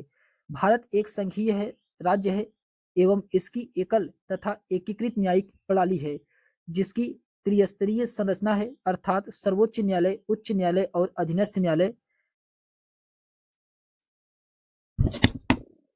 फिर उसके बाद आता है क्वेश्चन नंबर 39 है कि निम्नलिखित कथन ABC पर विचार करके अपना उत्तर बताना है। ABC पर विचार करके, तो इसमें दिया गया है ए में कहा जा रहा है कि तवा मत्स्य संघ का गठन तवाबाद के निर्माण के खिलाफ हुआ था, जो कि ये क्या है, ये गलत है। बी में कहा जा रहा है कि तवा मत्स्य संघ का गठन मध्य प्रदेश के जंगल निवासियों के जीवन निर्वहन के लिए बांध पर मछलियां पकड़ने के काम को जारी रखने के अधिकार की रक्षा के लिए हुआ था, ये सही है। फिर उसके बाद सी में कहा जा रहा है कि तवा मत्स्य संघ मछुआरों को ऋण भी देने की व्यवस्था करता है, तो ये भी सही है। इसमें बी और सी दोनों सही है, जबकि ए क्या था, गलत था। बी और सी सही है। बी और सी, बी और सी इसके ऑप्शन नंबर का सी वाला राइट आंसर होगा। बी और सी इसमें क्या है, सही है। फिर उसके बाद आता है, इसके एक्सप्लेनेशन दिया गया है कि 1996 ईस्वी में मध्य प्रदेश सरकार ने यह तय किया कि तवा बांध के जलाशय से मछली पकड़ने का अधिकार यहाँ से विस्थापितों को ही दिया जाएगा। तत्कालीन सरकार ने तवा मत्स्य संघ को बाद में मछली पकड़ने के लिए 5 वर्ष का पट्टा यानी कि लीज देना स्वीकार किया। इस तहत 2 जनवरी 1997 को तवा क्षेत्र के 33 गांव के लोगों के लिए नया साल यही अर्थों में आरंभ होता है। तवा मत्स्य संघ मछुआरों को ऋण देने की व्यवस्था भी करता है। फिर उसके बाद आता है क्वेश्चन नंबर 40 है कि जनजातीय भाषाओं के बारे में दिए गए कथन को पढ़िए। आपको जनजातीय भाषाओं के बारे में बताना है। इसमें दिया गया एक संथाली भाषा अपना बड़ी मात्रा में प्रकाशन होता है, जिसमें इंटरनेट पर पत्रिकाएं शामिल होती हैं। तो ये क्या है, सही है, पहला सही है। बी में कहा जा रहा है कि जनजातीय भाषाएं संस्कृत से बिल्कुल अलग है और संभवतः उतनी ही पुरानी है, तो ये भी सही है। दोनों इसमें क्या है, सही है, दोनों इसमें सही है। इसका राइट आंसर क्या होगा, इसका राइट आंसर होगा ऑप्शन नंबर का बी, सी वाला राइट आंसर होगा। ए और बी दोनों क्या है, इसमें सही है। फिर उसके बाद आता है, इसके एक्सप्लेनेशन दिया गया है कि वर्ष 2003 में 92वें संवैधानिक संशोधन अधिनियम द्वारा संथाली को भारतीय संविधान की 8वीं अनुसूची में बोडो, डोगरी, मैथिली भाषाओं के साथ भारत की आधिकारिक भाषा के रूप में सूचीबद्ध किया गया था। 8वीं अनुसूची में इसमें शामिल करने का अर्थ था कि भारत सरकार संथाली भाषा के विकास के लिए प्रतिबद्ध थी। संथाली भाषा का इंटरनेट पर पत्रिकाएं भी शामिल हैं। भारत की वर्ष 2011 की जनगणना के अनुसार देश भर में संथाली भाषा बोलने वाले 70 लाख से अधिक लोग हैं। जनजातीय भाषाएं संभवतः पुरानी तथा संस्कृत से बिल्कुल अलग हैं। इस प्रकार जनजातीय भाषाओं के संदर्भ में ए और बी इसमें क्या थे, सही थे। क्वेश्चन नंबर 41 है। क्वेश्चन नंबर 41 में इसमें मिलान कराने के लिए दिया गया है। आइए देखते हैं, इसको मिलान कराने के लिए दिया गया है। क्वेश्चन नंबर 41 में इसमें दिया गया है सामाजिक विज्ञान अधिगम के तरीके और विवेचन अर्थ दिया गया है। इसमें दिया गया है व्यवहारवादी ये जो कि सीमित कौशल और तथ्यों का संचयन है। व्यवहारवादी सीमित कौशल और तथ्यों का संचयन है, दूसरा सही है। रचनावादी ये जो कि अधिगमकर्ता केंद्र और प्रासंगिक है। रचनावादी अधिगमकर्ता और केंद्र और प्रासंगिक है, तो चौथा सही है। बहुविषयक उपागम ये जो कि विषय हमेशा स्वतंत्र होते हैं, तीसरा सही है। अंतर्विषयी उपागम ये जो कि समाकलित ज्ञान में सहायता करना होता है, तो इसका पहला सही है। ए का दूसरा, बी का चौथा, सी का तीसरा और डी का इसमें पहला वाला सही है। तो डी का पहला वाला ऑप्शन नंबर के बी वाले में है। ऑप्शन नंबर का बी वाला राइट आंसर होगा। इसके एक्सप्लेनेशन दिया गया है व्यवहारवादी जो कि सीमित कौशल और तथ्यों का संचयन करता है। रचनावादी ये अधिगमकर्ता केंद्रित और प्रासंगिक है। बहुविषयक उपागम विषय हमेशा स्वतंत्र होते हैं। अंतर विषयी उपागम ये समकालित ज्ञान में सहायता करना। फिर उसके बाद क्वेश्चन नंबर 42 है कि निम्नलिखित में से कौन सा शब्द इतिहास में पूरा स्थल की सही व्याख्या प्रस्तुत करता है। क्वेश्चन नंबर 42 का इसमें राइट आंसर क्या होगा, तो इसका राइट आंसर होगा वह स्थान जहां औजार, बर्तन और इमारतें जैसी वस्तुओं के अवशेष मिले हों, उसे क्या कहते हैं, उसे इतिहास में पूरा स्थल शब्द का सही व्याख्या यही कर रहा है। ऑप्शन नंबर इसका बी वाला राइट आंसर होगा। फिर उसके बाद आता है, इसके एक्सप्लेनेशन दिया गया है कि वह स्थान जहां औजार, बर्तन और इमारतें जैसी वस्तुओं के अवशेष मिले हों, यह तथ्य इतिहास में पूरा स्थल की सही व्याख्या प्रस्तुत करता है। प्राचीन भारतीय इतिहास के विशद सामग्री को समझने योग्य बनाने के लिए इतिहासकारों ने इन्हें 3 भागों में बांटा है। प्रागैतिहासिक काल, आद्य ऐतिहासिक काल और ऐतिहासिक काल। प्रागैतिहासिक काल इतिहास पूर्णतः पुरातात्विक साक्ष्यों से ही ज्ञात होता है, क्योंकि इस काल का कोई लिखित साक्ष्य उपलब्ध नहीं है। फिर उसके बाद आता है क्वेश्चन नंबर 43 है कि एक शिक्षिका अपने विद्यार्थियों के साथ अल्पसंख्यक समुदाय के जीवंत अनुभव के बारे में चर्चा करना चाहती है, वह कौन सी अति उपयुक्त शिक्षण रणनीति होगी। क्वेश्चन नंबर 43 का इसमें राइट आंसर होगा। इसमें दिया गया है कि अल्पसंख्यकों के लिए संवैधानिक प्रावधानों पर चार्ट, जो कि गलत है। फिर उसके बाद आता है कि अल्पसंख्यकों को रोजगार पर NSS डाटा, ये भी सही है, गलत है। फिर एक फीचर फिल्म जिसमें अल्पसंख्यक किरदार है, ये भी इसमें क्या है, गलत है। फिर उसके बाद आता है कि अल्पसंख्यक प्रभुत्व वाले क्षेत्रों में लोगों को दैनिक गतिविधियों पर एक प्रस्तुतिकरण, ये जो कि इसका क्या है, राइट आंसर होगा। यही इसका राइट आंसर है। इसके एक्सप्लेनेशन दिया गया है कि अल्पसंख्यक प्रभुत्व वाले क्षेत्रों में लोगों की दैनिक गतिविधियों पर एक प्रस्तुतिकरण एक अति उपयुक्त शिक्षण रणनीति होगी, जिस पर एक शिक्षिका अपने विद्यार्थियों के साथ अल्पसंख्यक समुदाय के जीवंत अनुभव के बारे में चर्चा करना चाहती है। भारतीय संविधान में अल्पसंख्यक वर्गों के संबंध में चर्चा की गई है। अनुच्छेद 29 अल्पसंख्यक वर्गों के हितों का संरक्षण सुरक्षा संबंधित अधिकार उल्लिखित है। फिर उसके बाद अनुच्छेद 30 में शिक्षा संस्थानों की स्थापना और प्रशासन करने का अल्पसंख्यक वर्गों को अधिकार प्रदान किया गया है। फिर क्वेश्चन नंबर 44 है कि प्रारंभिक शिक्षा के विद्यार्थियों को जाति आधारित भेदभाव के मुद्दे से परिचित कराने के लिए निम्नलिखित में से कौन से संसाधन का प्रयोग कर सकते हैं। तो कौन से संसाधन का प्रयोग किया जाया है, इसमें दिया गया है कि अभिलेख जो अशोक के स्तंभ लेख पर लिखे गए हैं, जो गलत है। आरक्षण नीति पर लेख, ये भी गलत है। फिर उसके बाद आता है कि मानवाधिकारों का सार्वजनिक घोषणा पत्र, ये भी गलत है। डॉक्टर भीमराव अंबेडकर के बचपन के अनुभवों के वृत्तांत, ये जो कि इसमें क्या है, सही है। ऑप्शन नंबर का डी वाला राइट आंसर होगा। इसके एक्सप्लेनेशन दिया गया है कि डॉक्टर भीमराव अंबेडकर के बचपन के अनुभवों के वृत्तांत का प्रयोग प्रारंभिक शिक्षक के विद्यार्थियों को जाति आधारित भेदभाव के मुद्दे से परिचित कराने के लिए एक महत्वपूर्ण तथ्य हो सकता है। अंबेडकर ने जातिगत भेदभाव को दूर करने हेतु 1936 में एनिहिलेशन ऑफ कास्ट यानी कि जाति प्रथा का विनाश नामक पुस्तक लिखी है। फिर उसके बाद आता है क्वेश्चन नंबर 45 है। क्वेश्चन नंबर 45 में कहा जा रहा है कि एक इतिहास की अध्यापिका मौर्य राजवंश का उदय के विषय को अपने विद्यार्थियों को पढ़ाना चाहती है। निम्नलिखित में से कौन सी शिक्षण सहायक सामग्री की इस्तेमाल उन्हें करना चाहिए। तो कौन सा करना चाहिए। क्वेश्चन नंबर 45 का इसमें राइट आंसर क्या होगा। इसमें दिया गया है कि तुलनात्मक समय रेखा का, जो कि गलत है। रेखा आलेख का, ये भी गलत है। प्रगतिशील समय रेखा का, ये जो कि सही है। दंड रेखा दंड आलेख का, ये भी गलत है। तो इसमें ऑप्शन नंबर का सी वाला राइट आंसर होगा। इसके एक्सप्लेनेशन दिया गया है कि एक इतिहास की अध्यापिका मौर्य राजवंश का उदय विषय को अपने विद्यार्थियों को पढ़ाना चाहती है। इसके लिए उसे प्रगतिशील समय रेखा शिक्षण सहायक सामग्री का प्रयोग करना चाहिए। प्रगतिशील समय रेखा भारतीय इतिहास की समय रेखा है, जिसमें भारत उसके पूर्ववर्ती राज्यों में महत्वपूर्ण कानून और क्षेत्रीय परिवर्तन तथा राजनीतिक घटनाएं शामिल होती हैं। फिर क्वेश्चन नंबर 46 है कि विविधता के बारे में पढ़ने के लिए वृत्तचित्र प्रासंगिक अगर शिक्षक इसका प्रयोग के लिए करता है। तो क्वेश्चन नंबर 46 का इसमें राइट आंसर होगा कि एक अनजान भौगोलिक स्थान में जीवन के अनुभव उपलब्ध कराने। ऑप्शन नंबर का फर्स्ट वाला, यही इसका क्या होगा, राइट आंसर होगा।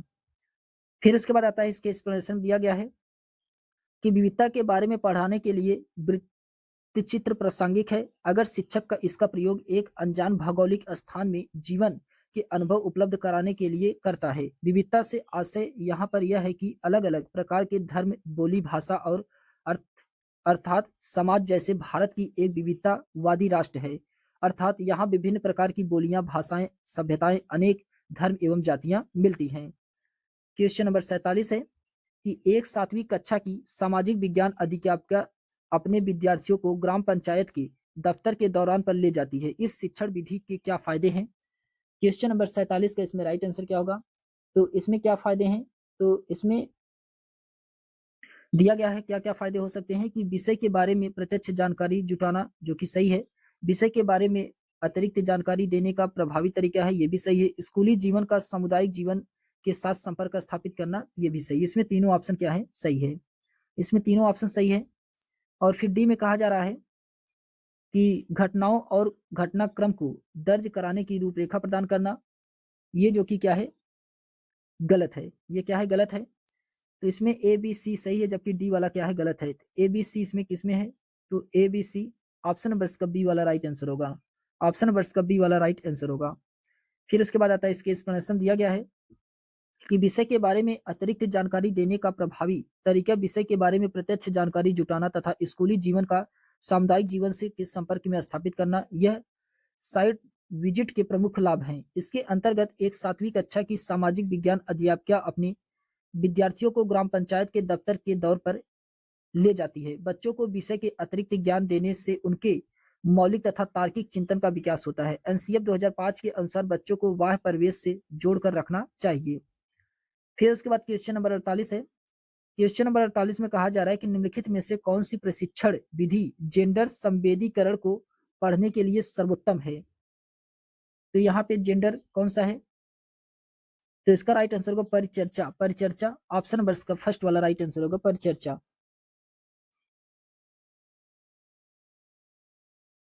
परिचर्चा इसका राइट आंसर होगा। इसके एक्सप्लेनेशन दिया गया जेंडर संवेदीकरण को पढ़ने के लिए सर्वोत्तम शिक्षण विधि परिचर्चा है। शिक्षा में जेंडर संवेदीकरण का अर्थ होगा कि रूढ़िगत विचारों के ऊपर उठकर बालक और बालिकाओं को समान शैक्षिक व्यवस्थाएं एवं अवसर उपलब्ध कराना, जिससे उनकी शैक्षिक उपलब्धियों पर लिंग के भेद का प्रभाव न हो सके। जेंडर संवेदीकरण में शिक्षक शिक्षिका का महत्वपूर्ण योगदान होता है। शिक्षक शिक्षा का प्रक्रिया में शामिल तभी तत्वों के विद्यालय शिक्षकों, पाठ्यक्रम, पाठ्यपुस्तक एवं कक्षा कक्ष के समान योगदान है। सभी के द्वारा बालक के समान व्यवहार दिया जाए। शिक्षक परिवर्तन के प्रमुख नियामक होते हैं। ये विद्यालय में बच्चों के रोल मॉडल होते हैं, विद्यार्थी उनका ही अनुसरण करते हैं। क्वेश्चन नंबर 49 है कि निम्नलिखित में से कौन सी रणनीति विद्यार्थियों में आलोचनात्मक सोच को प्रोत्साहित करने में सबसे उपयुक्त है। क्वेश्चन नंबर 49 का इसमें राइट आंसर क्या होगा, तो इसमें दिया गया है कि विद्यार्थियों से सभी सूचनाओं को सत्य समझकर स्वीकृत करना चाहिए, जो कि गलत है। फिर उसके बाद आता है बी में कहा जा रहा है कि विद्यार्थी से अध्यापक के सारे मतों को स्वीकृत करना चाहिए, ये भी गलत है।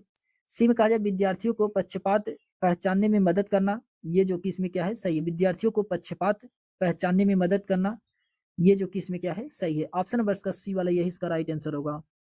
फिर उसके बाद आता है इसके एक्सप्लेनेशन दिया गया है कि विद्यार्थियों को पक्षपात पहचानने में मदद करना यह रणनीति विद्यार्थियों में समालोचनात्मक सोच को प्रोत्साहित करने में सबसे उपयुक्त है। प्राथमिक विद्यालय में महत्वपूर्ण सोच सिखाने के लिए कल्पना महत्वपूर्ण है। शिक्षकों को कुछ नया बनाने के लिए छात्रों की जानकारी का उपयोग करने के लिए नए तरीके की तलाश करनी चाहिए। ऐसा करने के लिए कला परियोजन एक शानदार तरीका है। आलोचनात्मक सोच छात्रों को समझने की कौशल को बढ़ाती है। आलोचनात्मक सोच क्षमता आपको सभी और मूल्यांकन करने में सक्षम बनाती है। क्वेश्चन नंबर 50 है। क्वेश्चन नंबर 50 में कहा जा रहा है कि निम्नलिखित में से कौन सी सामाजिक विज्ञान शिक्षण विधि विद्यार्थियों की प्रस्ताव करने की, तार्किक बहस करने की, जवाबी तर्क देने और तथ्यों को विचार को प्रस्तुत करने की क्षमता को विकसित करती है। ये कौन सा करता है, ये करता है वाद विवाद। वाद विवाद ऑप्शन नंबर का फर्स्ट वाला राइट आंसर होगा वाद विवाद। इसके एक्सप्लेनेशन दिया गया है कि वाद विवाद जो कि सामाजिक विज्ञान शिक्षण विधि से विद्यार्थियों की प्रस्ताव करने की, तार्किक बहस करने की, जवाब तर्क देने की, तथ्यों या विचारों को प्रस्तुत करने की क्षमता को विकसित करती है। वाद विवाद या बहस किसी विषय पर चर्चा की एक औपचारिक विधि है। वाद विवाद में दो परस्पर विपरीत विचारों के समर्थन अपना अपना तर्क रखते हैं और दूसरे के कथन को खंडन करने का प्रयत्न करते हैं। वाद विवाद एक शैक्षिक समूह क्रिया है जिसमें शिक्षक तथा छात्र सहयोगी के रूप में किसी समस्या पर प्रकरण पर बातचीत करते हैं। फिर क्वेश्चन नंबर 51 है कि सामाजिक विज्ञान की एक शिक्षिका अपनी कक्षा में शैलों की विशेषताएं विषय पर शुरू कर रही है। निम्न में से कौन सी गतिविधि उसके उद्देश्य हेतु सबसे अधिक महत्व रखती है। तो क्वेश्चन नंबर 51 का इसमें राइट आंसर क्या होगा, तो इसमें दिया गया है कि पृथ्वी की परतों को दर्शाते मॉडल को दिखाना व उस पर चर्चा करना, जो कि गलत है। फिर उसके बाद आता है बी में कहा जा रहा है कि पाठ्यपुस्तक में दी गई शैलों की विशेषताओं को पढ़ना व समझना, ये भी गलत है। शिक्षार्थियों को उनके आसपास पाए जाने वाले शैलों को इकट्ठा करने के लिए कहना, ये भी इसमें क्या है गलत है। फिर डी में कहा जा रहा है कि विभिन्न प्रकार के शैलों को लाना तथा इनका प्रयोग इन शैलों की विशेषताओं को पहचानने तथा तुलना करने में करना, ये भी इसमें क्या है सही है। ऑप्शन नंबर इसका डी वाला यही इसका राइट आंसर होगा। फिर उसके बाद आता है इसके एक्सप्लेनेशन दिया गया है। इसमें कहा जा रहा है कि सामाजिक विज्ञान की एक शिक्षिका अपनी कक्षा में शैलों की विशेषताएं से संबंधित विषय शुरू कर रही हैं। इसके लिए विभिन्न प्रकार के शैलों को लाना तथा इनका प्रयोग इन सेलों की विशेषताओं को पहचानने तथा तुलना करने में काम जैसी गतिविधियां उनके उद्देश्य हेतु सबसे अधिक महत्व रखती हैं। सामाजिक विज्ञान समाज का विज्ञान है जिसमें वैज्ञानिक पद्धति को आधार बना करके समाज का अध्ययन किया जाता है। फिर उसके बाद आता है कि यह मानव एवं पशुओं के व्यवहार का अध्ययन कराता है। यह समाज की आवश्यकताओं एवं उनमें हो रहे बदलाव को विस्तृत अध्ययन कर उनको सही मार्ग की ओर अग्रसर करती है। क्वेश्चन नंबर 52 है कि भारत के तटीय मरुस्थल रूप पढ़ते हुए राजस्थान के शिक्षक किस शैक्षणिक समस्या का सामना कर सकते हैं? तो ये छात्रों के लिए संदर्भ बनाने में ऑप्शन नंबर का फर्स्ट वाला राइट आंसर होगा। भारत के तटीय स्थल रूप पढ़ाते हुए राजस्थान के शिक्षक छात्रों के लिए संदर्भ बनाने में शैक्षणिक समस्याओं का सामना कर सकते हैं। कुछ शैक्षणिक समस्याएं इस प्रकार है, जैसे शिक्षण प्रणाली समावेशी नहीं है, पाठ्यक्रमों में व्यवहारिकता की कमी, स्कूल स्तर के आंकड़ों की अविश्वसनीयता, शासन गुणवत्ता में कमी, शिक्षक प्रबंधन, शिक्षक की शिक्षा और प्रशिक्षण स्कूल और प्रशासन और प्रबंधन के स्तर में कमी। फिर उसके बाद क्वेश्चन नंबर 53 है कि सामाजिक विज्ञान पाठ्यचर्या में निम्नलिखित में से कौन सी विद्यमान बाधाएं हैं? तो कौन सी विद्यमान बाधाएं हैं क्वेश्चन नंबर 53 में? इसमें दिया गया है, ए में कहा जा रहा है कि विद्यालयों में विद्यमान शिक्षण शास्त्रीय प्रार्थनाएं हैं, जो कि सही है। फिर बी में अच्छा प्रदर्शन तथा उच्च अंक प्राप्त करने का दावा, ये भी इसमें सही है। ये बाधाएं हैं, ये बाधाएं के रूप में प्रस्तुत किया जाता है। फिर उसके बाद सी में कहा जा रहा है कि वैज्ञानिक अन्वेषण तथा कौशल निर्माण का अभाव, ये जो कि गलत है। तो इसमें ए और बी क्या है, इसकी बाधाएं हैं। ऑप्शन नंबर का फर्स्ट वाला राइट आंसर होगा। इसके एक्सप्लेनेशन दिया गया है कि विद्यालयों में विद्यमान शिक्षण शास्त्रीय प्रथाएं और अच्छा प्रदर्शन तथा उच्च अंक प्राप्त करने के दबाव सामाजिक विज्ञान पाठ्यचर्या में विद्यमान क्या है, बाधाएं हैं।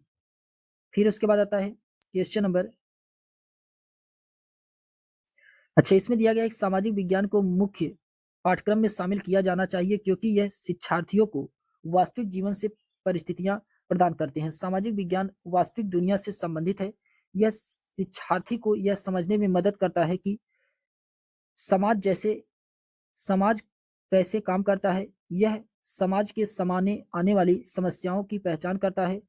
किसी समाज की शिक्षा के रूप में निश्चित करने में सबसे अधिक भूमिका उस समाज के जीवन को दर्शन की होती है। फिर उसके बाद आता है क्वेश्चन नंबर 54 है कि प्रारंभिक विद्यालय के छात्रों के समक्ष भारत के राष्ट्रीय आंदोलन की चर्चा के लिए निम्न स्रोतों को उल्लेख किया जा सकता है। तो कौन से किया जा सकता है? क्वेश्चन नंबर 54 का इसमें राइट आंसर होगा सेलुलर जेल के आधिकारिक दस्तावेज और पत्र के द्वारा। ऑप्शन नंबर का फर्स्ट वाला राइट आंसर होगा। फिर उसके बाद आता है, इसके एक्सप्लेनेशन दिया गया है कि प्रारंभिक विद्यालय के छात्रों के समक्ष भारत के राष्ट्रीय आंदोलन की चर्चा के लिए सेलुलर जेल के आधिकारिक दस्तावेज और पत्र को उल्लेखित किया जा सकता है, जबकि शैल चित्रकला, कबीर के दोहे, अशोक स्तंभ प्राचीन दस्तावेजों से संबंधित है। इनका राष्ट्रीय आंदोलन में कोई भूमिका नहीं है। सेलुलर जेल अंडमान निकोबार द्वीप समूह में स्थित है। यह राष्ट्रीय आंदोलन के दौरान कई क्रांतिकारी इस जेल में रखे गए थे। इस जेल का इस्तेमाल भारत की औपनिवेशिक सरकार के द्वारा अपराधी और राजनीतिक कैदियों को निर्वासित करने के उद्देश्य से किया जाता है। सेलुलर जेल, जो कि काला पानी के नाम से भी जाना जाता है, सेलुलर जेल को। फिर क्वेश्चन नंबर 55 है कि सामाजिक विज्ञान की कक्षा में परियोजना विधि का प्रयोग करने का मुख्य उद्देश्य है। क्वेश्चन नंबर 55 का इसमें राइट आंसर होगा विद्यार्थियों को सामाजिक विज्ञान के सैद्धांतिक ज्ञान के निर्माण में संलग्न करना, जो कि गलत है। फिर उसके बाद आता है कि सामाजिक विज्ञान कक्षा में शिक्षण समय बचाना, ये भी गलत है। सामाजिक विज्ञान शिक्षा का भार कम करना, ये भी गलत है। विद्यार्थियों का वास्तविक जीवन में सामाजिक समस्याओं की जांच में संलग्न करना, ये जो कि सही है। ऑप्शन नंबर का डी वाला राइट आंसर होगा। इसके एक्सप्लेनेशन दिया गया है कि सामाजिक विज्ञान की कक्षा में परियोजना विधि का प्रयोग करने का मुख्य उद्देश्य विद्यार्थियों को वास्तविक जीवन में सामाजिक समस्याओं की जांच में संलग्न करना है। सामाजिक विज्ञान के प्रभावी शिक्षण अधिगम को सुनिश्चित करने में परियोजना विधि का योगदान निम्नलिखित है। कौन कौन से योगदान है इसमें? इसमें दिया गया है कि स्वनिर्देशित गतिविधि के माध्यम से सीखने की अनुमति देता है, व्यक्तिगत को व्यवहारिक ज्ञान प्रदान करता है, शिक्षार्थियों को व्यवहारिक ज्ञान प्रदान करता है, सीखने वाले को खोजकर्ता में बदल देता है और वास्तविक जीवन के साथ सीखने के से संबंधित है, मूर्त और अमूर्त वैज्ञानिक कौशल विकसित करता है। फिर उसके बाद आता है क्वेश्चन नंबर 56 है कि निम्नलिखित प्रश्नों में से कौन सी ज्ञानात्मक प्रक्रिया का आकलन होता है? भारतीय संविधान की मुख्य विशेषताएं क्या है? क्वेश्चन नंबर 56 का इसमें राइट आंसर होगा स्मरण है। स्मरण है, ऑप्शन नंबर का फर्स्ट वाला राइट आंसर होगा स्मरण है। इसके एक्सप्लेनेशन दिया गया है कि स्मरण में ज्ञानात्मक प्रक्रिया का आकलन होता है। यह भारतीय संविधान की मुख्य विशेषताएं हैं। स्मरण याद करना मनोविज्ञान में अतीत से जानकारी या घटनाओं को पुनः प्राप्त करने का कार्य, जबकि सूचना को पुनः प्राप्त करने में मदद करने के लिए एक विशिष्ट संकेत की कमी होती है। स्मरण करने की महत्वपूर्ण विधियां हैं। इसमें कौन कौन सी हैं? तो इसमें खंडन विधियां हैं, प्रगतिशील विधियां हैं, क्रिया विधि है, पूर्ण विधि है और मिश्रित विधि है। फिर क्वेश्चन नंबर 57 है कि निम्न में से कौन सी कार्यनीति समूह आकलन का हिस्सा नहीं है? क्वेश्चन नंबर 57 का इसमें राइट आंसर होगा स्वतंत्र परीक्षा। स्वतंत्र परीक्षा, ऑप्शन नंबर का सी वाला यही इसका राइट आंसर होगा, ये जो कि इसमें कार्यनीति समूह के आकलन का हिस्सा नहीं है। स्वतंत्र परीक्षा कार्यनीति समूह के आकलन का हिस्सा नहीं है, जबकि वाद विवाद, सेमिनार, प्रस्तुति, कक्षा में चर्चा जैसी कार्यनीतिक समूह के आकलन का हिस्सा है। किसी कार्य को पूर्ण करने के उद्देश्य से बच्चों के द्वारा सामूहिक रूप से कार्य करते समय सीखने और प्रगति का आकलन सामूहिक आकलन है। आकलन का यह तरीका बच्चों के सामूहिक कौशलों, सहयोग द्वारा सीखने की प्रक्रिया तथा बच्चों के व्यवहार से संबंधित अन्य मूल्यों के आकलन के लिए बहुत उपयुक्त पाया जाता है। आकलन के द्वारा बालकों के प्रगति स्तर का पता लगाया जा सकता है। फिर क्वेश्चन नंबर 58 है कि निम्नलिखित में से कौन सा कथन सतत और व्यापक मूल्यांकन के बारे में सही नहीं है? इसमें कौन सा सही नहीं है? क्वेश्चन नंबर 58 में इसमें दिया गया कि यह विद्यार्थियों के व्यवहार के केवल संज्ञानात्मक पक्ष की आवश्यकता को पूर्ति करता है, ये जो कि क्या है, यही इसमें सही नहीं है, यही इसका क्या है राइट आंसर होगा, यही इसमें क्या है गलत है। फिर उसके बाद आता है इसके एक्सप्लेनेशन दिया गया है कि सतत और व्यापक मूल्यांकन विद्यार्थियों के व्यवहार के केवल संज्ञानात्मक पक्ष की आवश्यकता को पूर्ति करता है, यह सही नहीं है, जबकि सतत और व्यापक मूल्यांकन के बारे में मूल्यांकन रणनीति शिक्षण अधिगम प्रक्रिया के साथ समाकलित होते हैं और यह विद्यार्थियों के स्वर्गीय आकलन के सुनिश्चित करता है और यह अध्यापकों को समय पर प्रतिपुष्टि प्रदान करते हैं। ये सभी सही है। सतत और व्यापक मूल्यांकन का अर्थ है कि छात्रों के विद्यालय आधारित मूल्यांकन की प्रणाली जिसमें छात्र के विकास के सभी पक्ष शामिल होते हैं। क्वेश्चन नंबर 59 है कि लोकतंत्र विषय में शुरू करने से पहले एक अध्यापिका कक्षा में इससे संबंधित प्रश्न पूछती है तो वे किस तरह का आकलन कर रही है? ये किस तरह का आकलन कर रही है? तो ये पूर्व अवधारणा का आकलन कर रही है। ऑप्शन नंबर का फर्स्ट वाला राइट आंसर होगा, पूर्व अवधारणा का आकलन कर रही है। इसके एक्सप्लेनेशन दिया गया कि लोकतंत्र विषय को शुरू करने से पहले एक अध्यापिका कक्षा में इससे संबंधित प्रश्न पूछती है, वह पूर्व अवधारणा का आकलन करना चाहती है। सीखने के आकलन के अभ्यास शिक्षकों के द्वारा उनकी शिक्षण अधिगम प्रक्रिया के दौरान किया जाता है। इसका मुख्य उद्देश्य है कि शिक्षार्थियों को सुविधा के अनुसार शिक्षण में सुधार और सीखने में वृद्धि करना है। यह कक्षा में शिक्षण अधिगम प्रक्रिया के साथ होता है। फिर क्वेश्चन नंबर 60 है कि एक अच्छी तरह से डिजाइन किया गया पोर्टफोलियो होना चाहिए। तो क्वेश्चन नंबर 60 का इसमें राइट आंसर क्या होगा? इसमें दिया गया है ए में कहा जाए उद्देश्यपूर्ण और व्यवस्थित, जो कि सही है। विद्यार्थी के प्रदत्त कार्यों और गतिविधियों को प्रतिबिंबित करने वाला, ये भी इसमें सही है। फिर उसके बाद आता है सी में कहा जा रहा है कि विद्यार्थियों के एक लंबी समय अवधि काम का संचयन, ये भी इसमें सही है। इसमें तीनों ऑप्शन सही है, इसलिए इसका राइट आंसर होगा ऑप्शन नंबर का डी वाला राइट आंसर होगा। ए बी सी इसमें तीनों क्या है, सही है। इसके एक्सप्लेनेशन दिया गया है कि एक अच्छी तरह से डिजाइन किया गया पोर्टफोलियो उद्देश्यपूर्ण और व्यवस्थित होना चाहिए, विद्यार्थियों के प्रदत्त कार्यों और गतिविधियों को प्रतिबिंबित करने वाला होना चाहिए और विद्यार्थियों के एक लंबी समय अवधि के काम का संचयन होना चाहिए। पोर्टफोलियो एक प्रकार का रिपोर्ट कार्ड है। ये फाइल होता है जिसमें विद्यार्थी की शैक्षिक और गैर शैक्षिक सभी तरह की जानकारी क्रमबद्ध तरीके से एकत्रित करके रखा जाता है। साधारण भाषा में कहा जाए तो विद्यार्थियों की उपलब्धि और कमियों को रिकॉर्ड पोर्टफोलियो में ही रखा जाता है। पोर्टफोलियो जो कि शिक्षार्थी की क्षमताओं, विचारों और दृष्टिकोणों का प्रमाण प्रदान करता है। एक पोर्टफोलियो बच्चों की क्रमिक प्रगति को दर्शाता है और मार्ग प्रस्तुत करता है। तो हम लोगों ने क्वेश्चन 60 तक देख लिया है, जो कि ये सामाजिक विज्ञान का था। इसके आगे हम लोग नेक्स्ट वीडियो में नेक्स्ट PYQ देखेंगे। तो आज के लिए बस इतना ही, मिलते हैं हम लोग एक नेक्स्ट वीडियो में। तब तक के लिए सभी दोस्तों को बहुत बहुत धन्यवाद।